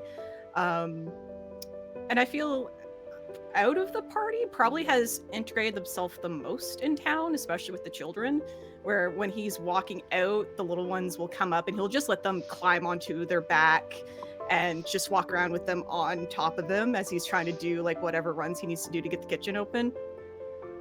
Or even within the tavern, when the kids come waiting on the popcorn, he'll just like move around them, sometimes specifically picking them up, moving them aside, and then going off to do what they need to do. Most of that strength comes from them having been the fighter. They have a master of arms. They are armed and dangerous with just about anything. So that's why they're comfortable, where if I have to pick up the frying pan instead of the sword, I can do it. They have endurance. Nothing can stop them. So yeah, if a kid just wants to hang out on their back all day while they cook, sure, that's not going to slow them down. And then they have squirreled away since retiring with the party is a legendary weapon, an artifact of immense power, which the rest of the party knows is just the biggest. It's a sword. It's obviously a sword, but it's just hanging with the kitchen knives and it's just there. That they picked up to finish one of the quests, and retiring was like, all right, that's where it goes. Good luck and all that. But they've very much taken to being the chef, which makes them a sort of soul within the tavern, having to work on the food and getting that delivered. And they take it very seriously. So when they're not being a goofball out in the community, you see them in the kitchen having a very serious, focused look in their eyes as they're dancing around and doing what they can from the scraps of whatever food and spices and such is brought in. And as a chef, I think the experience they would like to learn is parts unknown, the knowledge of ingredients from all over. And I think for a scene, I would love to piggyback off of what Riviera and Miss Tia has done, that they went out foraged and now food has to come back. All right. So that's gonna be with Miss Tia. And I think it's possibly a little it's later in that day, perhaps. Rinova might have stayed out in the forest, saying as that tends to be Rinova's style of things. But Miss Tia kind of makes her way into the tavern and is probably, I imagine, accompanied by two small children, Oscar and Shelley. And Oscar comes running in, energy levels through the roof, just yelling, heading straight for the fireplace, and immediately Miss Tia is just like, no, that's an open fire, and kind of pulls him back and says, we got to be careful around the fire, even if it's gonna spit candy at us, we don't know the speed, and that's possibly dangerous. So let's just watch the fire from afar, shall we? And Shelley kind of comes in a little shy and clinging to her mother's hand. But when she sees you, Cayman, she breaks out into a great big grin, and she comes running over and comes and hugs your leg and sort of decides to attach there instead for a little bit. I just keep walking with her on it. I'm bothered. And she just starts giggling because obviously she's getting like lifted. I feel like I have a weight on my leg. No.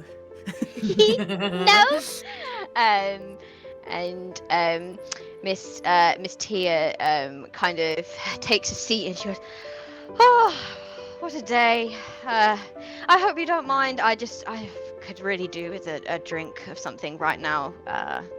Yeah, definitely. Just give me a second.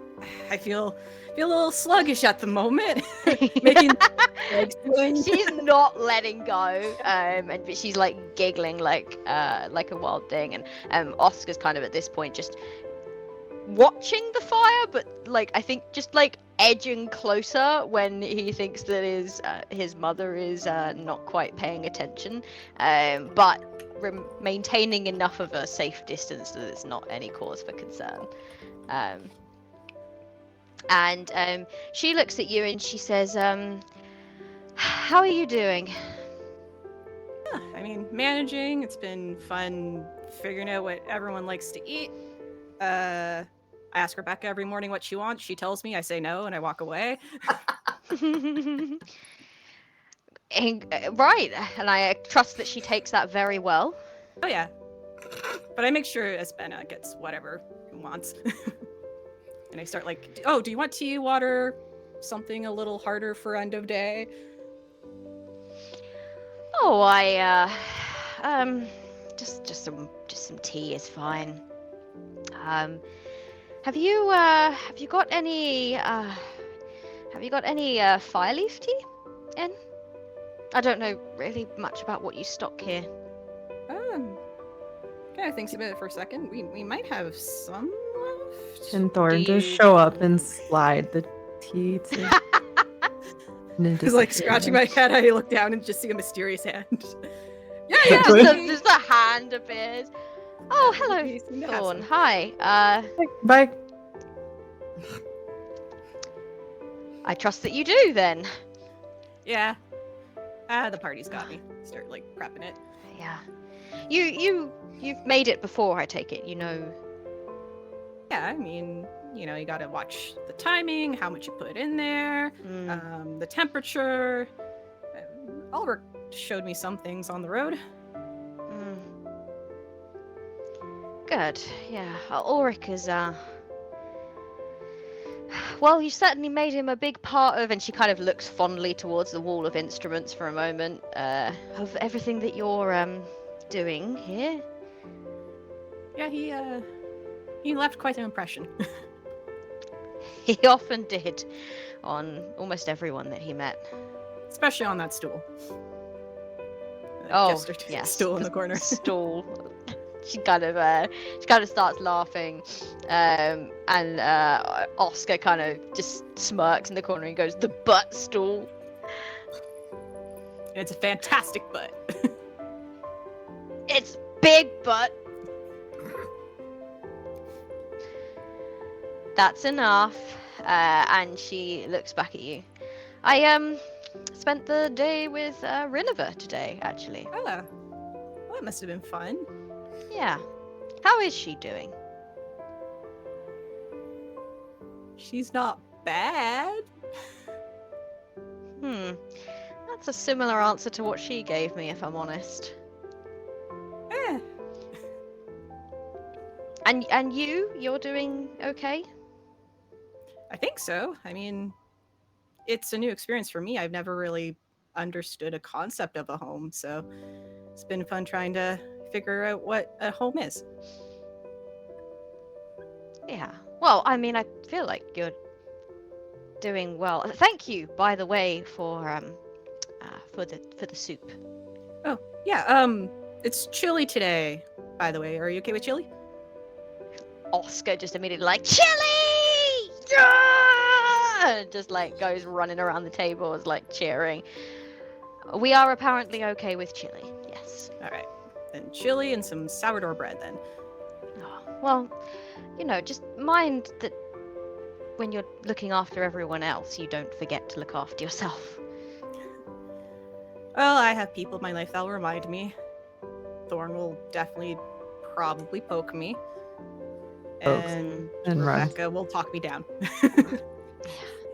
Well, I mean, they're your friends. You will look out for each other. Just, you know, just it's a good thing to have, but it's also good to invite more friends. Maybe you could teach them that a little. Yeah, I think we all are so used to what the road has brought us in our little secular thing of whatever our thing is, the weirdness that we are. We've moved around so much, we haven't rooted anything, and I think that's just a brand new concept to us all, is what is roots when we get to choose it.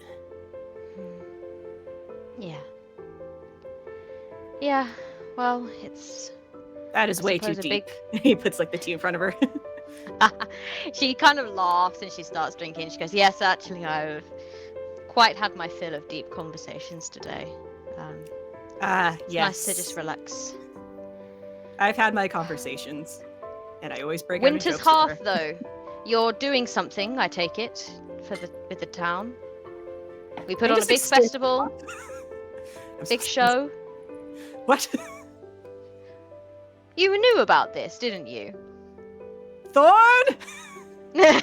I just learned about gift giving 5 minutes ago. This is new for me. I'm sorry.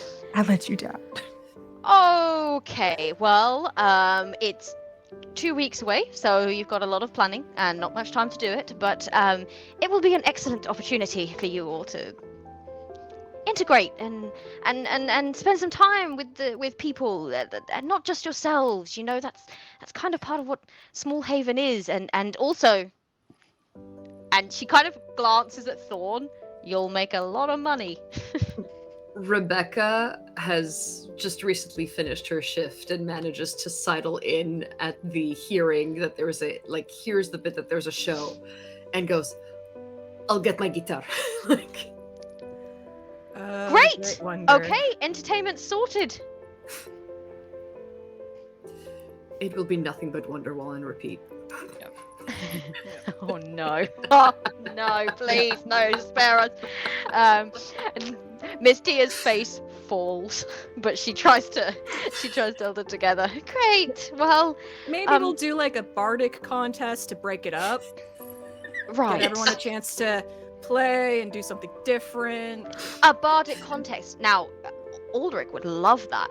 Yeah, yes. Yes. Perfect. Sounds great. He's the one who taught me Wonderwall. I'm sure that you can get this sorted out and everything will be, tip top. Everything will be fine. Playing with Iona and Riviera, they're better on this. I just do the cooking. And I'm like lifting Shelly off my leg and just having her on my shoulders. And I think she kind of like smiles and she says, well, I can always shout if you need help, but I'm sure, as you said, with all of your heads together, you'll be able to come up with something at short notice, and it will be wonderful. It's a community thing. Very little can go wrong. And as she says that, you don't know us. and Kamen kind of laughs, and everyone's laughing. The camera pans out, and we see a beautiful sky, but as it turns around, rolling clouds in the distance are advancing towards the town. Bright white, filled with snow. And I think we'll head to a break, because I think that we might need a break. So we're going to do a 10-minute break, I think. How does that sound to everyone? Does that sound okay?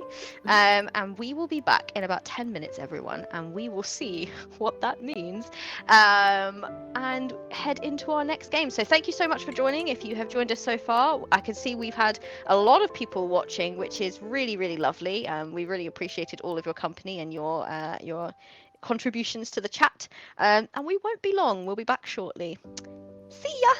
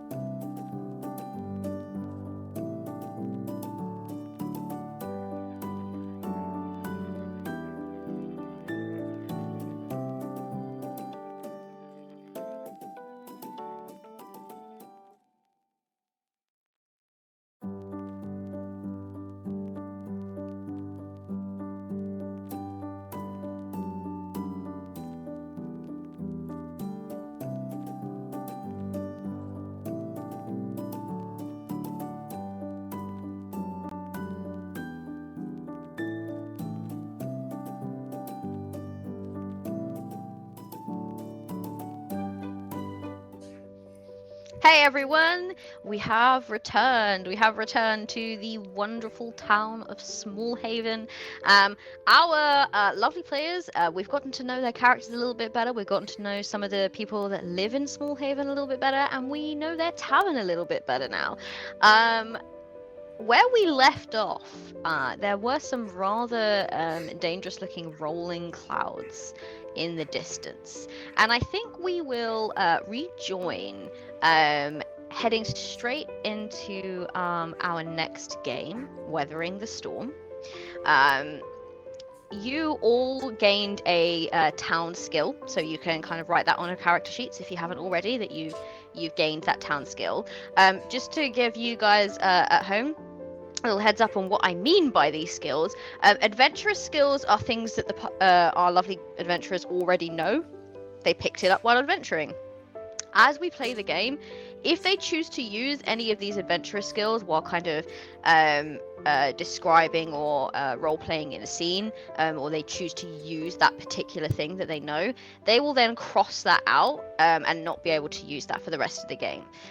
Because sometimes it's nice to kind of let go of a little part of your adventuring side.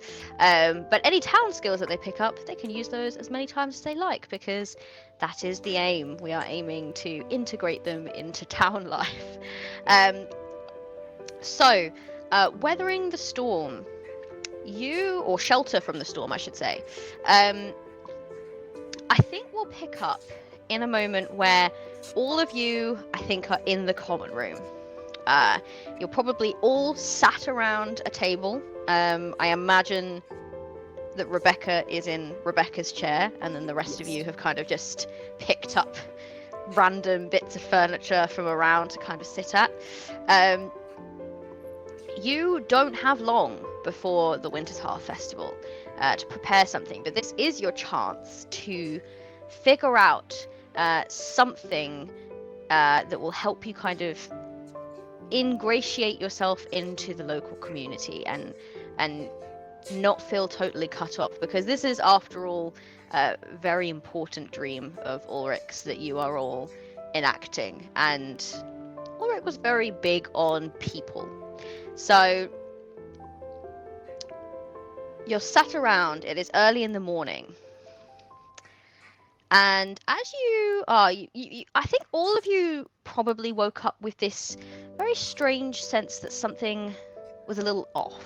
Something doesn't quite feel right. There's just something in the air.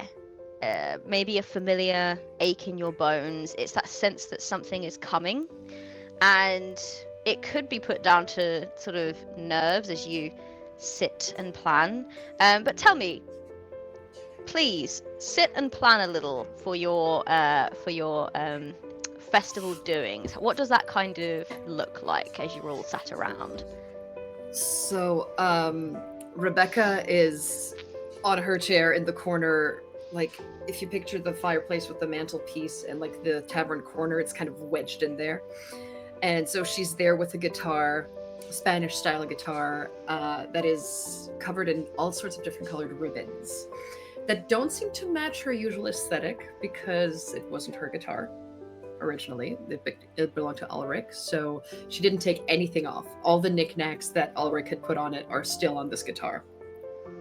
And she's strumming it and like practicing the chords to Wonderwall, but she's also got a pile of sheet music next to her to practice other things, just in case. Although she's getting very frustrated with the picking. She's like, curses, one more time. All right, so you're practicing for your big performance. What is everyone else doing? What does that look like? I think Thorn's just gonna be kind of leaned against the like bar thing, just kind of going, my knee aches. I think we're in trouble. Anytime I eat knee aches this specific, I'm old enough for this to happen, you know. There's a storm coming. I think Cayman's just lazily sitting in a chair. They have like a piece of paper that they're with a piece of charcoal thumbing out like what potential drinks or meals. He's like, foods, and in their mind it's just like, well, food's super important, especially in winter, so I gotta figure out something that these people will like. And he makes a side off comment to Rebecca's like, I think you just need to relax your wrist and you'll get the strumming. And then like overhears Thorn is like, Storm, and glances outside. Yeah, but like this could work for us. Think about it. Where do people go in storms? Inside. On the ship, you just avoid the crow's nest. That's not the point. In here, we could just bring people in here. We can make money. Well, okay, that's not the entire point. I guess we could also give people gifts and they can be happy. I don't think we should just give random people gifts just you because. don't have to give all the time. I know it's a great feeling that you learned, and it's beautiful, it's lovely. I support you. The thoughtfulness is kind of lost through it if you do it all the time. It's like, Interesting. how you keep stealing like all the time. You're like, the thrill goes. No, I love doing it every time. Well, the thrill of stabbing, you said, was gone, right? Yeah, that did kind of wear off after a There while. you go. There you go. I think as the three of them are having this conversation, Iona is just off to the side and is just whittling what looks like it's like the shape of it isn't clear at the moment, but there are little like square blocks and little like long cylinders that are like practicing, but they're just kind of on the floor, and every so often they kind of just hop and animate and dance for a second and then sit back down, as he's distractedly casting magic as he's trying to whittle this thing, because it's just little simple things, just like can't even say sentences whole. Thorn just shows up on the side like, that's really cool. Could we do something with that as a performance? Yeah, like literally, that is so cool, Iona. Something It'd with be like similar to a puppet show or something, like shadow puppets, but we have these. That'd be so cool. Ooh, I could provide the music. this is no, these are like little parlor tricks that you use to engage the small children in the court. And Parlor tricks are great. People love parlor tricks. we have small children come around. I think a lot of the adults have minds of small children, so it's fine. I do. Thorn, you I shouldn't think it's say at that this about your point think- that as you're kind of discussing this, the door opens to the tavern, and in walk you know them well, Thorn. In walk Rose. She kind of has like her walking staff by her side, and by her side also is her son Nettle, and they walk in, and she just immediately clocks your eye, and she says, "Storm's coming." That's what I said. Did I not say? My knee's Yeah. going. Every Right? time? When you Okay. get stabbed in the knee. And then Nettle is like, but it's a big one. Like a really big one. Like a dangerously big one. That's less profitable. Can we prevent storms? Are we that good? I mean, I don't. Defy the natural order of nature. Thorn, I know that people call it fighting a storm, but I don't think they mean it quite that literally. No matter how many rose petals my sword can cast, and no matter how well I can fight with it, this storm cannot be stopped. So I can't stab it. Got it. No, I don't think that we can stab the storm, but we should warn the town. I'll be honest with you. I'm walking up here. Everyone seemed so relaxed and I don't think they're prepared for something like this. Yeah, I guess we should warn them. That would be a good townly thing, neighborly thing to do, right? I know what to do. And Rebecca's going to gently put down the guitar on her chair, and she's going to run out and go towards. I'm assuming the guards, the town guard, the town lookouts have their own like little building or station. Oh, absolutely, they have their own guardhouse. Yes. So you're gonna head to the guardhouse. I had a feeling that would be Rebecca's route.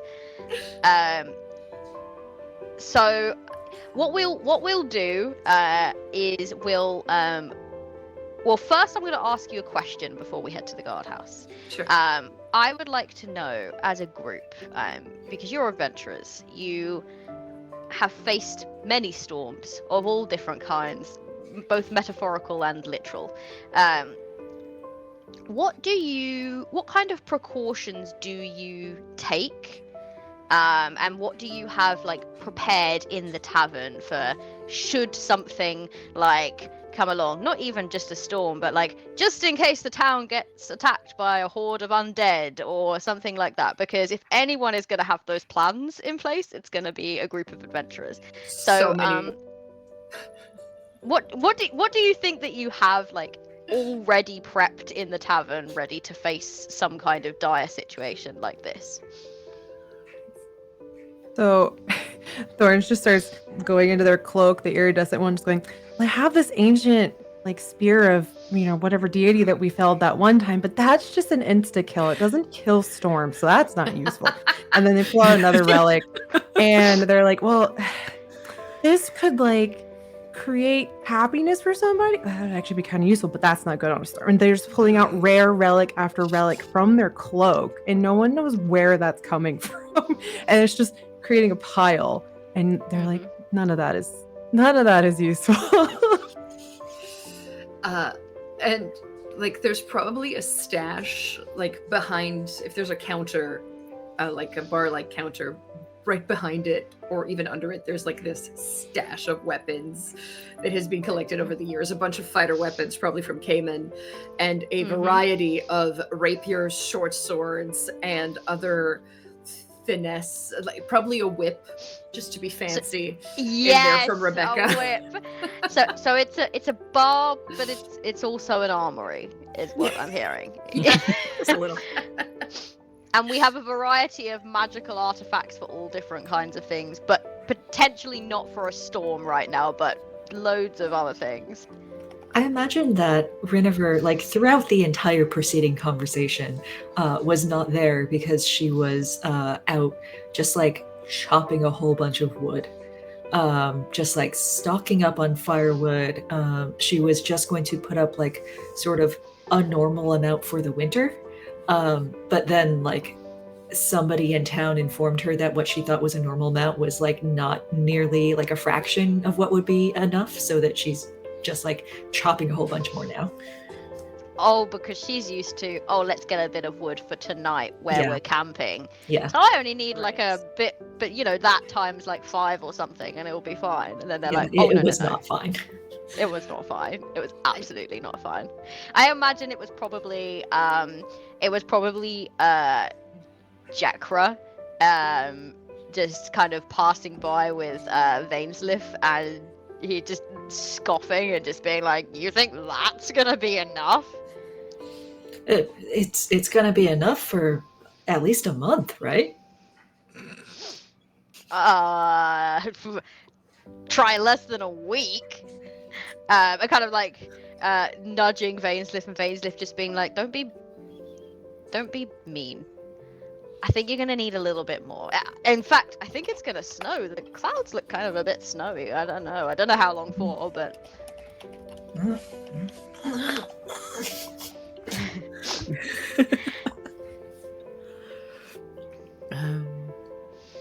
I think Iona, being the magician that he is, always just kind of felt a bit, if I can't destroy it with fire, then honestly someone else is gonna have to stab it.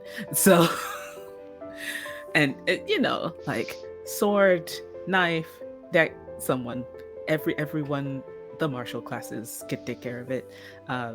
It's either divinity or magic on this side, and so I think think he just needs to be rested to expend magic. Long rest. Yeah. He just there's not a whole lot of prep he needs. He just needs to be rested because once he's spent, he's spent. It's kind of useless. I'm thinking we might also have, from the adventuring days at least, like some kind of set of cloaks to, like, either rain or warmth cloaks or something. Thorn just pulls out. We got that, yeah. So you've got plenty of supplies then, it sounds like. But not enough Let's- for other people, I don't think. Well, I think Well, let's you've definitely got enough for your, but it sounds like you're quite over prepared, like you got like lots of different things. But it's definitely something you could think of to maybe get more supplies for other people and such. What I would say is if I can have something from each of you in order to prepare for this storm, as you begin to kind of sense it or hear about it, or because I think Rinover as well, even if you're not with the rest of the group, at the mention of those snow clouds, you look up and it's almost like in a reverse role situation. He was laughing at you about how much firewood that you'd prepared and it not being enough. You would almost want to laugh at him at describing those clouds as just having a little bit of snow in them, because you can see immediately that that is a blizzard on its way, like a full-blown blizzard. And the buildings here are well constructed. Whether they could survive something like that is another matter. There's definitely a sense that these people are not prepared for this. They have no idea really what's about to hit them. And so each of you, if you could, I know Rebecca's going to want to go to the guardhouse and start getting things going there. What else does everyone want to head and do to try to help prepare the town for this storm? Or the tavern, or the surrounding area. It's entirely up to you. But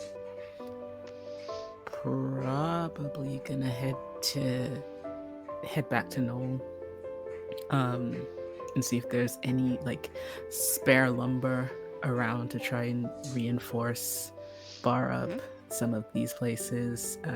Anything looking a bit weak or not as resilient as some other places, maybe more stone. If they could like reinforce things a bit with the time that they have. Yeah. And maybe encourage the people to relocate if it doesn't seem like it's gonna be enough. all right, anyone else? I think what Cayman does, he doesn't let any food or anything go to waste. So when there's scraps and stuff, he's always making jerkies or rations that can be hold on for a long period of time. And he saves a lot of the fats to make like candles and stuff like that out of, like burning, just simple burning things. So he's gonna start preparing for like every household that he knows is in town and create little almost like gift packages and utilize the children, be like, hey, deliver these to people. They might be snowed in for a little bit. They need food. Get them to them. Oh, I love that. That's so sweet. All right.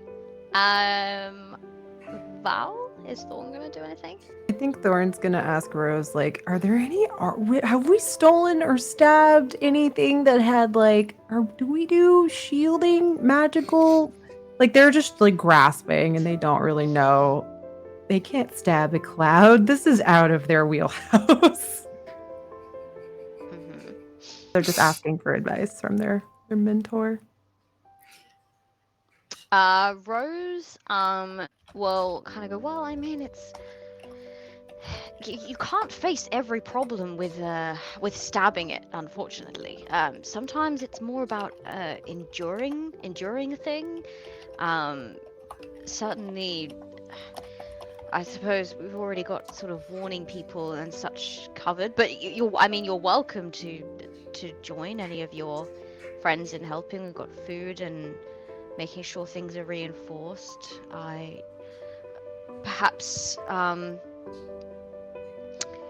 perhaps you could, I don't know, make this place some kind of refuge. I mean, not everyone is necessarily going to fit in here, but some buildings in the area are going to be stronger than others, and it might be worthwhile allowing some people, especially the vulnerable, to stay. And well, you've plenty of things in here. It kind of gestures at the millions of artifacts on the floor that will certainly spin stories and keep them entertained until things are over. Yeah, no, it's a good idea that they'd like poof around and like jump like just like the little like almost like Nightcrawler, like Beth, just see the comedically jumping around trying to like organize stuff, and then they try to go find Renifer and be like, "Storm's coming." Renifer is basically like out there chopping wood and is sort of like muttering under her breath, like, gotta haul in as much water as possible. Gotta check all the outhouses, make sure there's clean, unslippery paths between front doors and outhouses, see if anybody in this town has chamber pots. Just like running through this list of like, urban infrastructure. Storm. Yeah, that's what. Cool. That's- Okay. Yeah. Awesome. All right. And then they just away again. If there's anything that Val is good at, is getting to places quickly, so it's possibly definitely worthwhile Val spreading some thorn, spreading the word. I think they're just gonna go run really quickly over to just appear next to Rebecca as they're doing their thing. Storm, yes, okay. And then they just jump around to literally everyone. They're just going to do that. just yelling Storm to the point where everyone's like, what is this weirdo talking about? They keep pointing up and they're like, Storm coming, okay. So All right. If people really don't get it because Rebecca's slower, she's going to fill in the gap. Yeah, That's like absolutely. I mean, Rebecca's going to the guardhouse, which will have its own kind of like purpose. It's not just about it. They'll be there to kind of like really make sure that it's not just someone running up to me and going, "Storm, got it, cool," and then I've running made off. an Like... overcaffeinated goober is what I've made. All right, so we've got spreading the word covered. We've got potentially like shoring up the tavern as a good place to go if you're a little vulnerable, like making sure that everyone is kind of like bolstered up a little bit as best we can. So I think Rebecca, you head to the guardhouse, and it's Bryn there and a few others, and of course Valis is also there. And they kind of look up as you enter, and Bryn goes, "Oh, Rebecca, you're not on shift today." No, I know, Bryn. Good thing you're here. Someone with age and experience. There is a giant storm coming in. Valis just goes, "Huh," and then just, okay. No. Rebecca's face goes like, "That's not what giant storm coming in, big blizzard.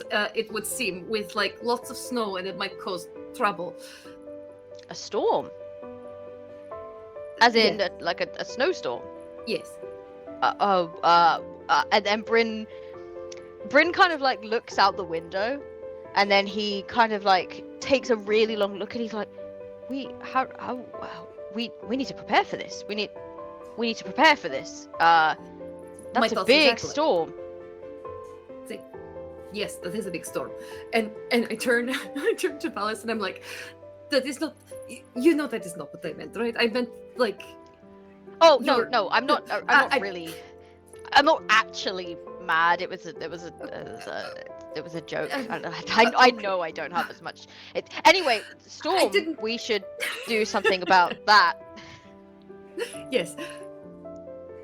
And I think that what you achieve is they kind of like begin to make their way out, and it's to do with kind of informing the residents, making sure that they have like blankets and things like that. The some of the residents that they meet already seem to know or have at least heard of a storm being mentioned very quickly, briefly, and they go, "Oh, like as in is that what Thorn was talking about? Okay, Thorn is okay." doing my job again. The distance. Sorry.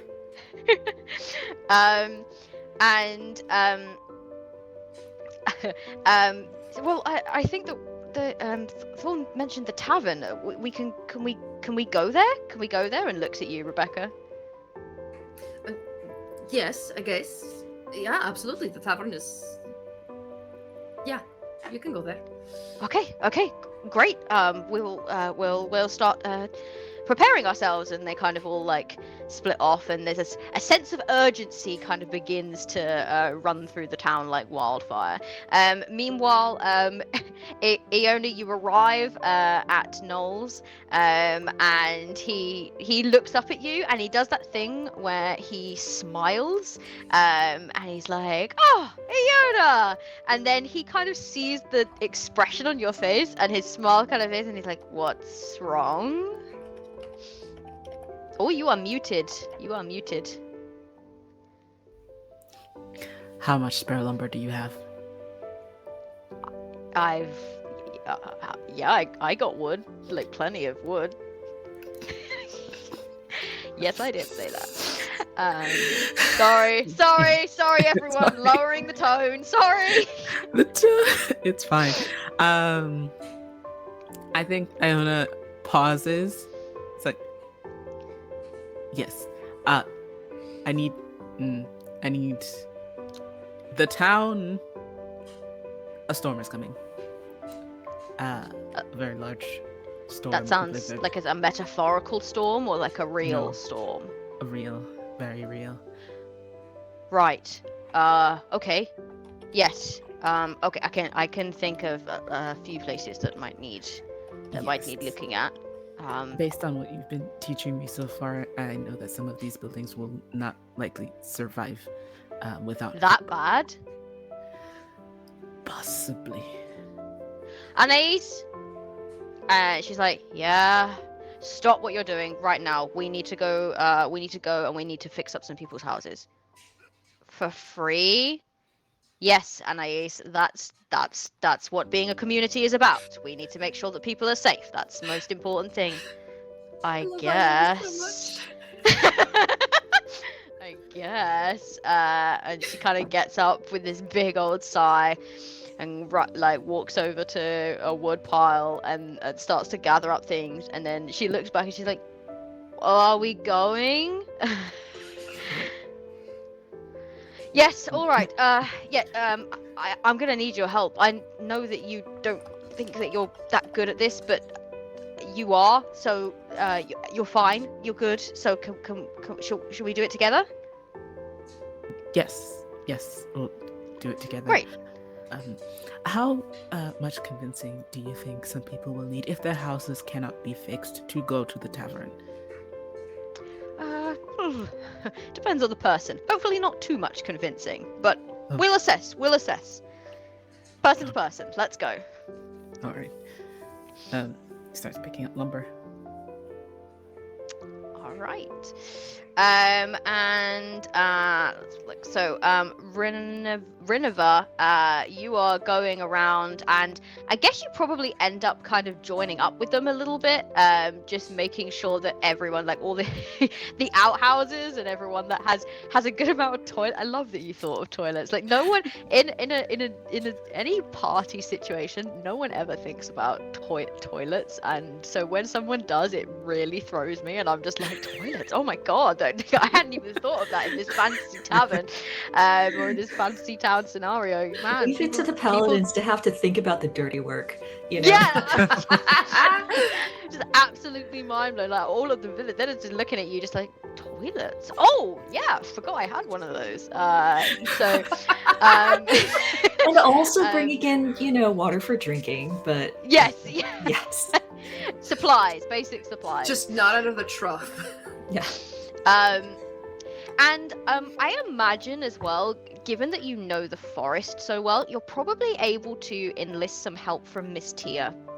To get a good spot to get like some drinking water and stuff that's actually nearby, making sure that the wells are functioning and everything like that, so that people are not left stranded and hungry. If people have got difficulty, you can kind of like make sure that they head on over to the tavern, because you guys at the tavern are well prepared because you're adventurers and you always make sure that your toilets are functioning correctly, so I mean, if the wells don't work, though, like, they can melt this snow, and I have a feeling that Rinivar probably knows how to melt snow in a safe way. She might instruct townsfolk. yes, absolutely. Equally, Cayman, you are making sure everyone is well fed, and and also, I mean, this is not a time of electricity anyway, so plenty of wax for candles, plenty of ways of creating heat in a very cold situation, and also making sure that the tavern, I think, is stocked up with plenty of food, because you're about to receive a few extra guests than you might have been expecting.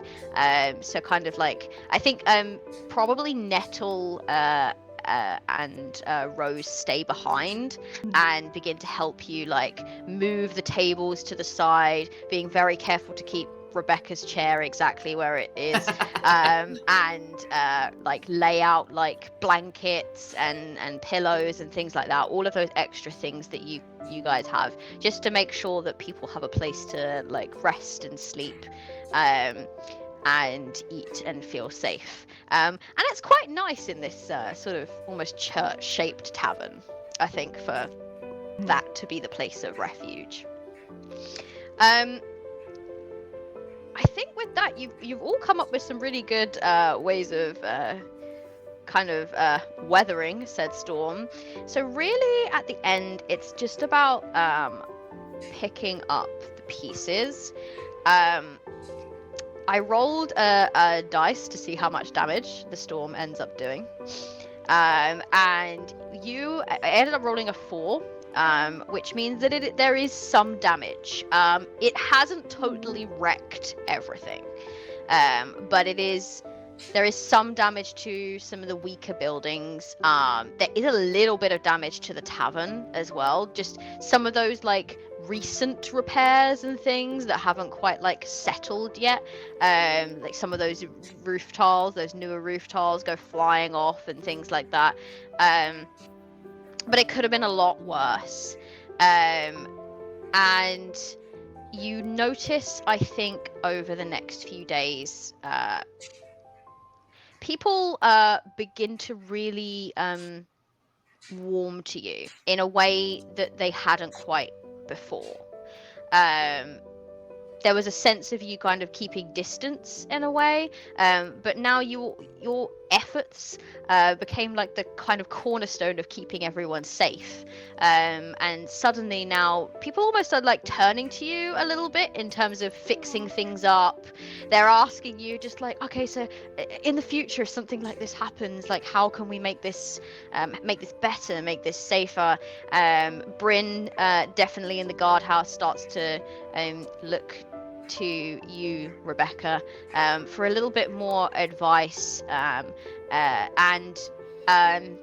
as a result, because you've been trained so well by Valis that your eye was on the ball as the lookout, and you looked out for that storm and saw it before anyone else. Valis makes junior captain. Yay!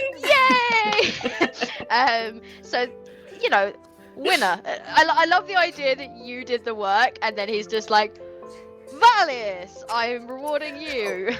I was honestly, if he had even thought of rewarding Rebecca instead, she would have redirected all the attention to Valis somehow or other. She'd be like, no, it was not my doing. It was all his idea. Like, I could kind of picture that being a little bit of just being like, well done, Rebecca, and Valis like shoulder slumping a little bit, because he might have felt like he missed it. Just imagine if Rebecca had been like suddenly given the promotion to junior captain instead? She would have been mortified. No, this is not how we promote romance between these two. It just becomes like crushes to enemies. But yeah, we kind of end up with this feeling that settles over the town of being a little bit more community focused. That said, I am aware that time is starting to run out. So I don't think we're going to have time to play the full game of the festival. So I guess what I would like to do is I would like to go around and have each of you talk about what you think that the what you think that the Ulrich's Rest does in contribution to the festival. It's like sort of set up outside in the town square. It's very much an outside event, and despite the fact that, you know, there's still reparations going on some of the buildings and stuff, the community have come together and decided we still want to make room for this big event where we all get to support and connect with each other. And people have become excited to see what you will contribute now that you have sort of ingratiated yourself by helping them during this time of turmoil and big disaster. So there's a level of expectation, I think, placed upon all of your shoulders to make this good in Ulrich's memory, and bring a little bit of Ulrich back to Smallhaven for a while. So with that said, I will let you choose who wants to go first, but how do you think, and you can kind of talk about you as a group, even though you're talking individually, but also your specific contributions. How do you think you guys make this festival, this Winter's Hearth Feast, special for the town of Smallhaven this year? So I think potentially if there was any stands or anything that was being set up, that might have been kind of blown down or blown away by the blizzard. So I feel like we would have pulled the tables out of the tavern to help people put up stands and help put up the way that it would normally look. I mean, we can't have marquees or anything, but we can at least have the nice wooden tables and use them for people for stands, and maybe put two of them together as a like mini stage for those who want to do performances. So yeah, like we help set up the look of the festival a little bit.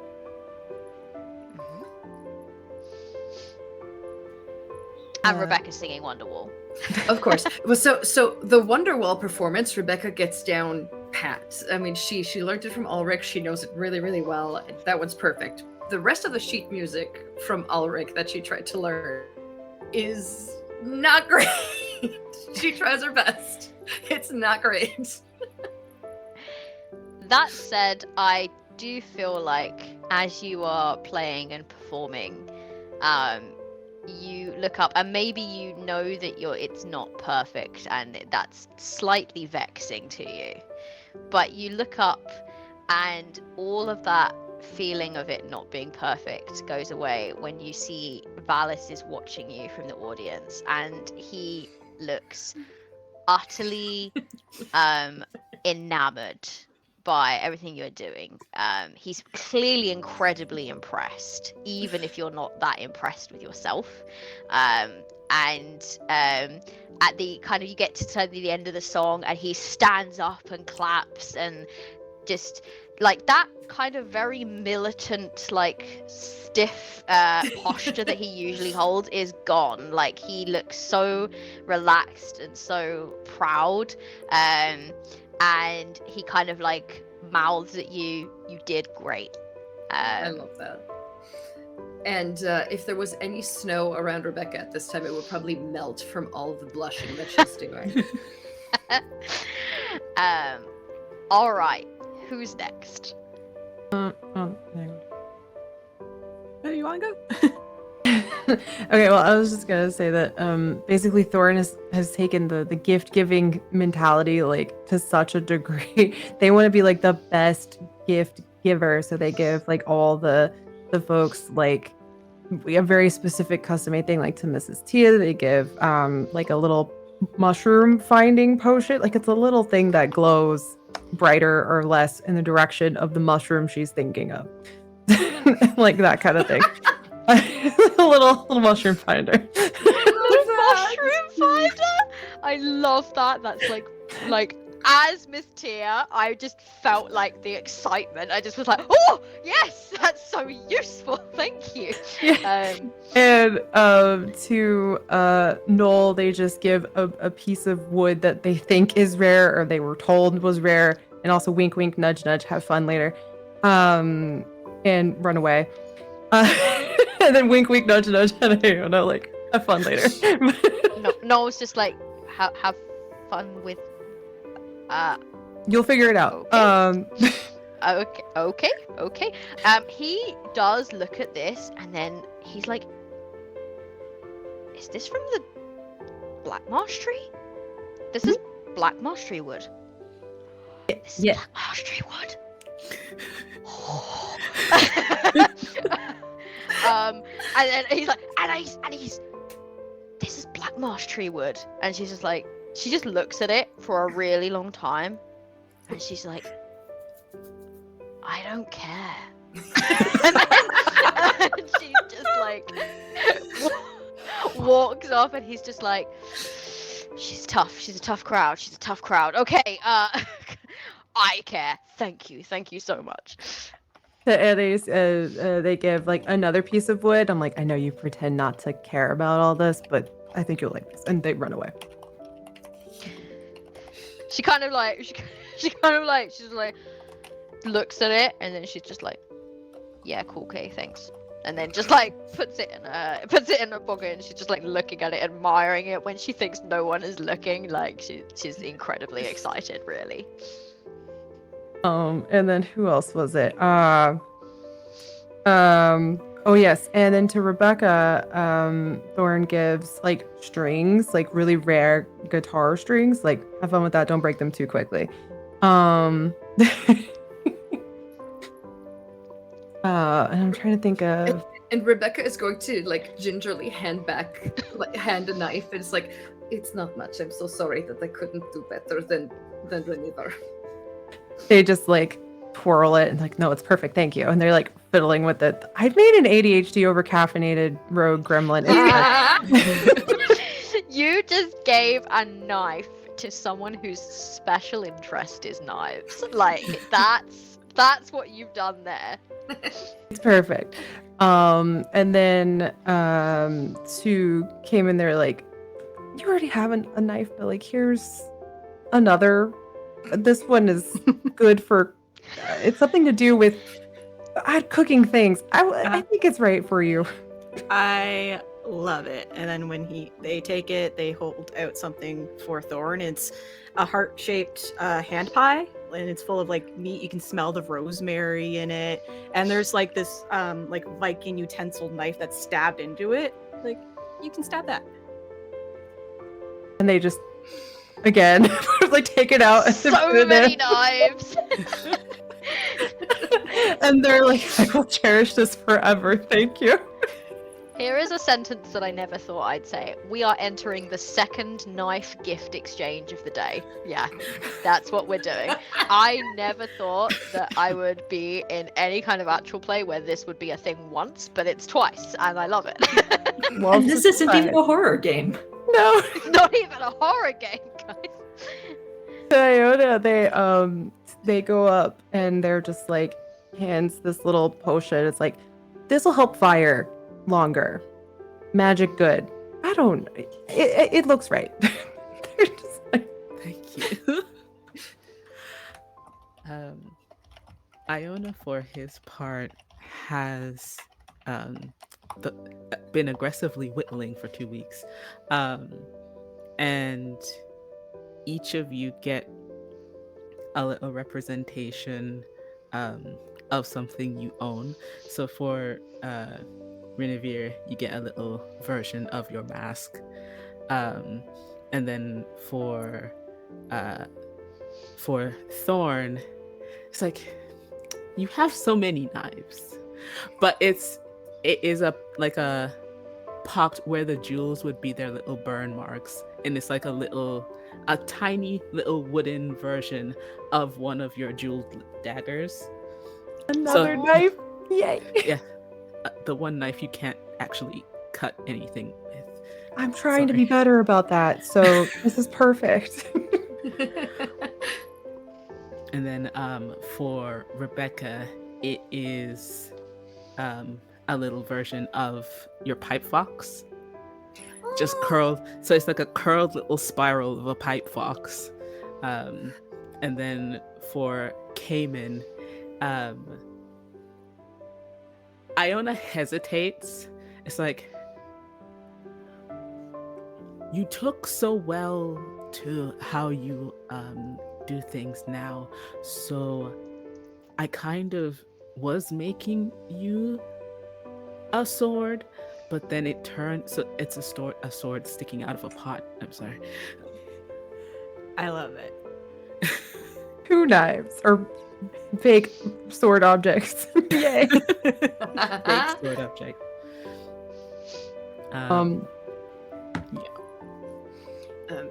And Rebecca is going to present the little wooden pipe fox to Espada the pipe fox, and is going like, "Look, it's you."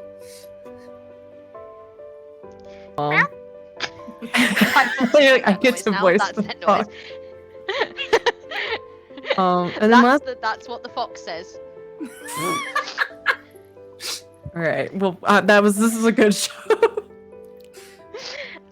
Do you, out of interest, do you make something for Noel, Iona? Yes. Uh-huh.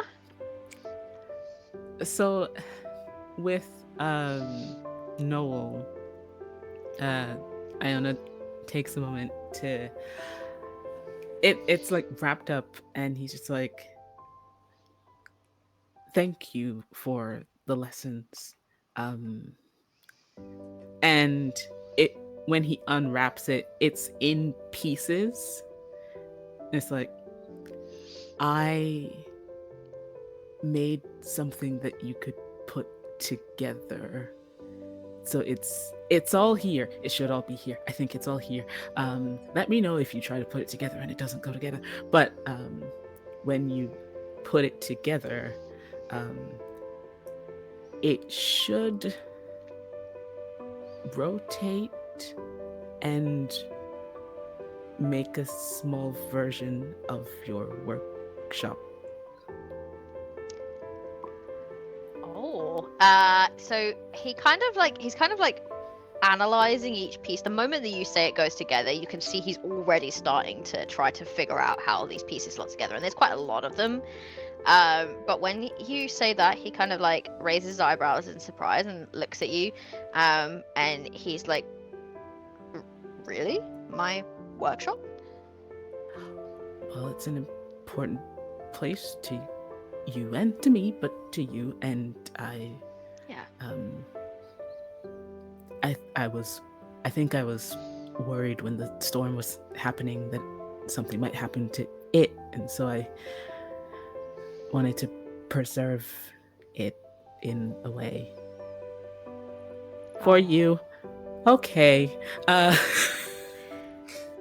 No, and I think like as you're like doing that thing where you start to like walk away and get a little bit flustered, he's just like, Iona, wait. Yes. I haven't I wondered if you would want to dance with me a bit later.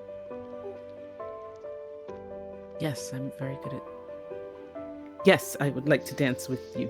I realize the question wasn't. Well, if I could, I'm not but if I good would. at dancing, so you know, maybe it's your turn to teach me something then. Oh. Yes, I can do that. Good, great. Just hear Anais walking past, going gross.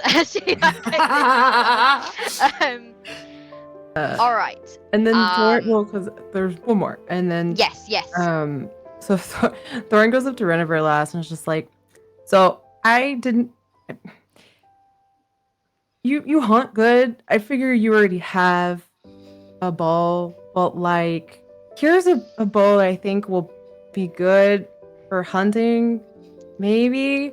I don't know. I didn't want to just give you a knife, even though I have a few I think you would like. And also an axe for chopping wood. I have that too. Two things.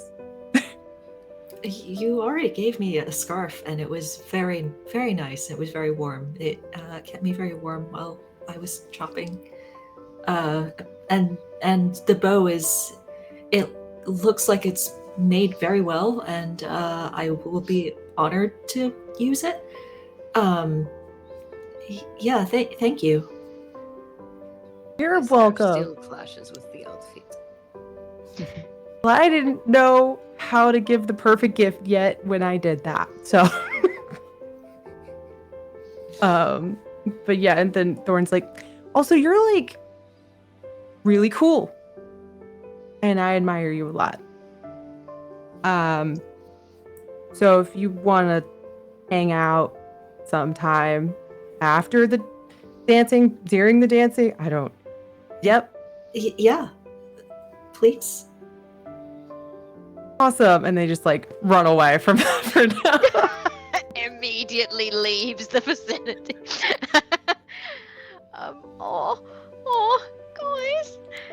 Guys, we got some romancing going on here, and it's making me smile.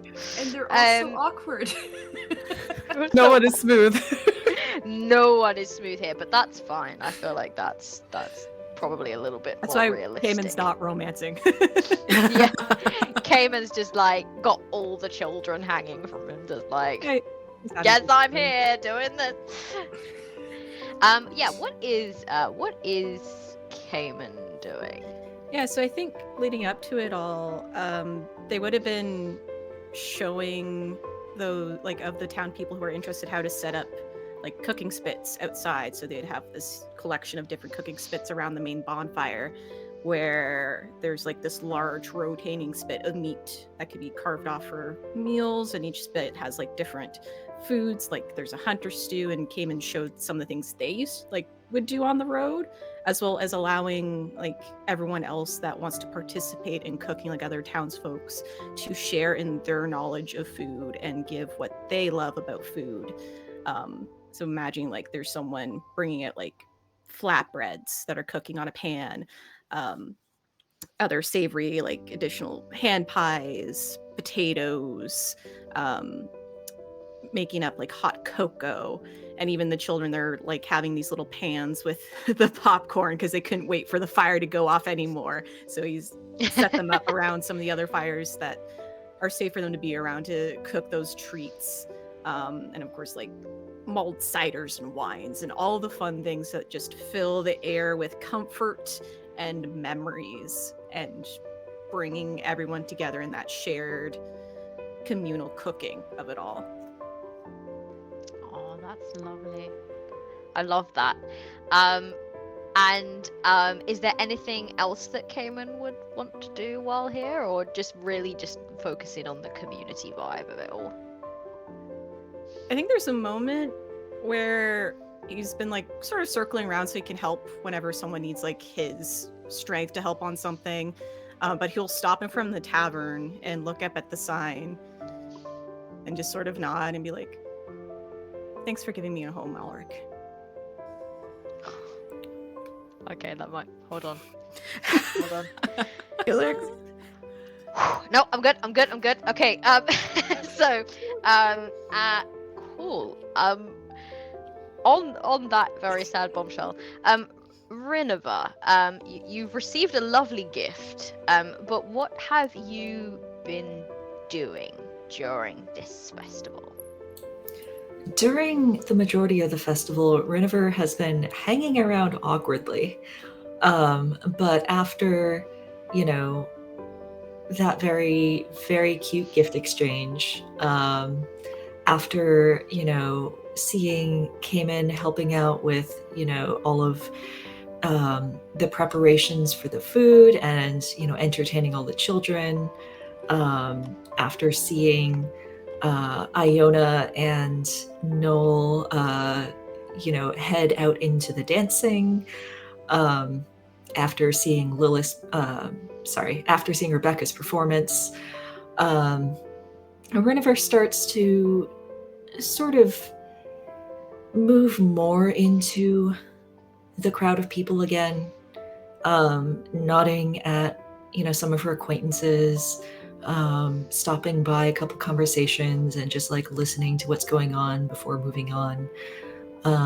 And as the sky starts to darken, she sort of leans by the entrance to the tavern, and when somebody who is in town, just as a new traveler, sort of quirks their head up at the sign and looks again at the exterior of the place, she smiles and says, I know you might be a bit confused about why this place looks like, maybe the last thing you might expect a tavern to look like, but let me tell you about the man who had the dream for this place, the man whose name is on the sign over here. We knew him for a number of years, and he always said if he got the chance, he would come back here, and he would build a tavern, and he would make sure it would have a nice big hearth for all of the townsfolk that he remembered who might want to come back in and kick up their feet for a while. And he talked about making a bunch of snug little rooms on the second floor. He did specify he never wanted to muck out stables, so we didn't build a stables. But he talked about this place that he wanted for so long, and we've tried to recreate it in every detail that he wanted. So, why don't you come on in for a little bit and stay with us, and you can get a sense for what Alric would have been like if he had been here to get to know you a bit. Okay, yeah, I'm gonna go. That was very sweet. I'm not crying, you're crying, it's fine. I'm not crying, Yeah, you're not all crying at all. crying, it's fine. It's just allergies. I have hay fever. Someone's cutting onions. Cool. Thank you. That's very sweet. And obviously, you find that like people, as you kind of have this speech, people do kind of like gather around a little bit, and they are just like listening. They want to hear stories of Ulrich because he left when he was a bit younger, and he left such an impression on the town, and he was sorely missed when he left. So when you all moved in, and you all moved in on his behalf, they've been looking for that connection, that way of reconnecting with him. And so hearing these stories of all the adventures that he got up to, and getting to see the people that he met firsthand and like meet them and spend time with them, that means the world to the people of Small Haven. Is there anything else that anyone wanted to do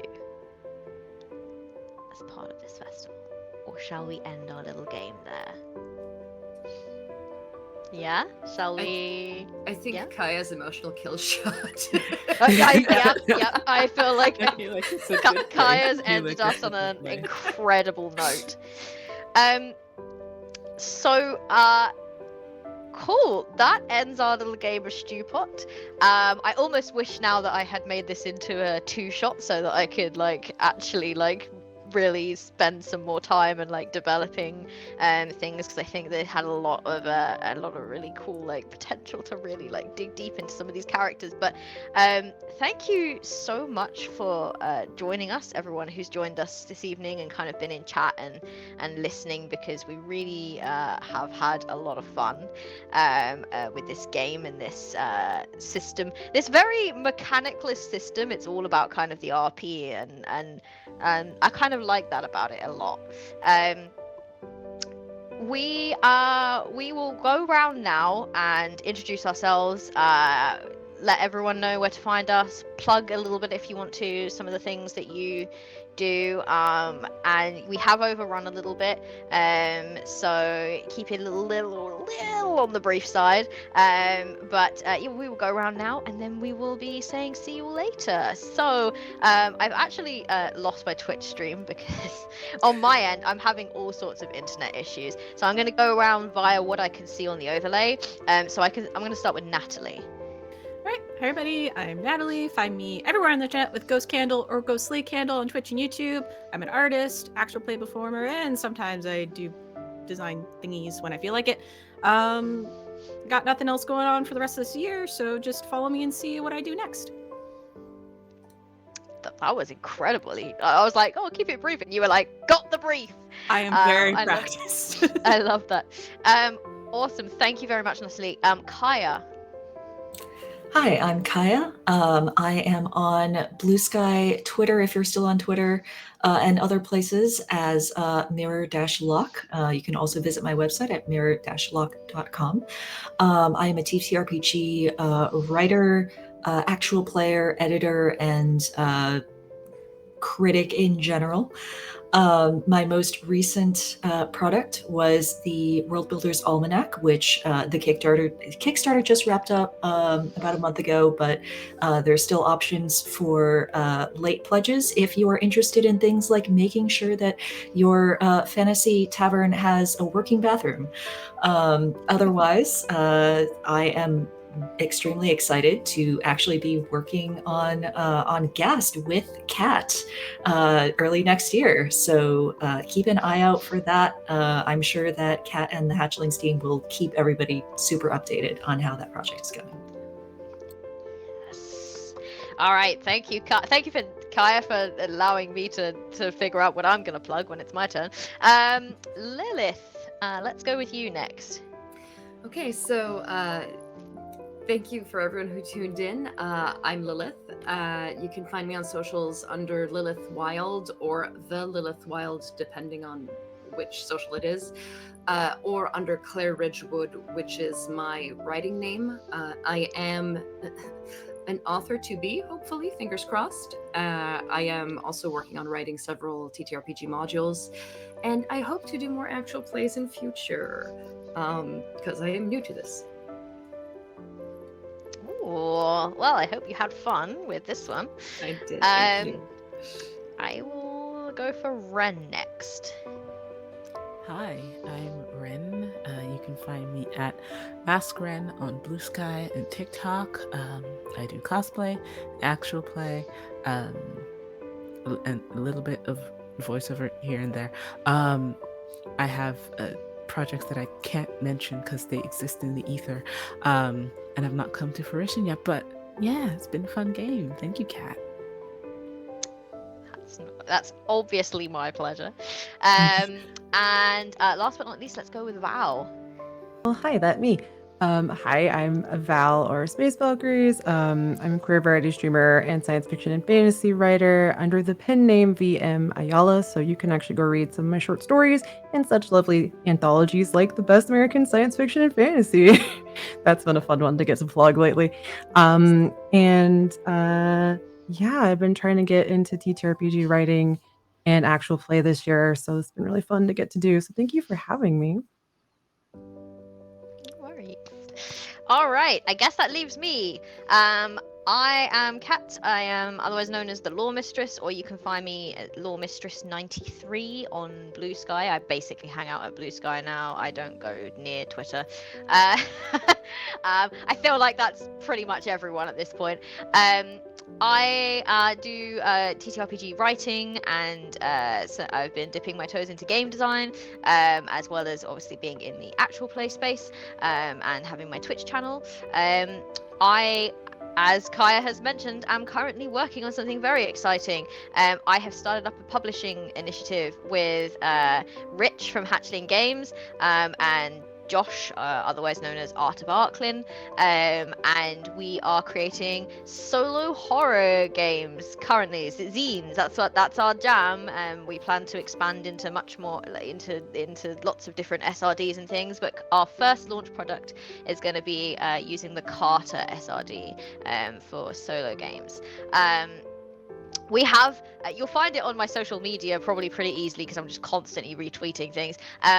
We have our BackerKit page, and we also have our Discord server up. So if any of those things sounds cool to you and you want to come by and hang out and talk about folklore and horror and keep updated with things that are happening, then please hop into that Discord server, even though I know everyone probably has like 100 Discord servers on their bar. Like I know the struggle, but please just add one more and come and come and say hi to us. That's it from me. I'm gonna say that we are heading out now. I'd love to raid, but as I already mentioned, my internet is having an absolute moment right over here. So I might sound cool, calm, and collected, but my laptop is not cool, calm, and collected right now. So I'm gonna leave everyone now, and hope that there is actually still people in chat, and I'm just not talking to nothing. Thank you so much for joining us. We've had a blast. Look forward to seeing you. I hope everyone has a lovely festive period, whatever that looks like for you. And we look forward to seeing you in the new year. Cheerio, everyone.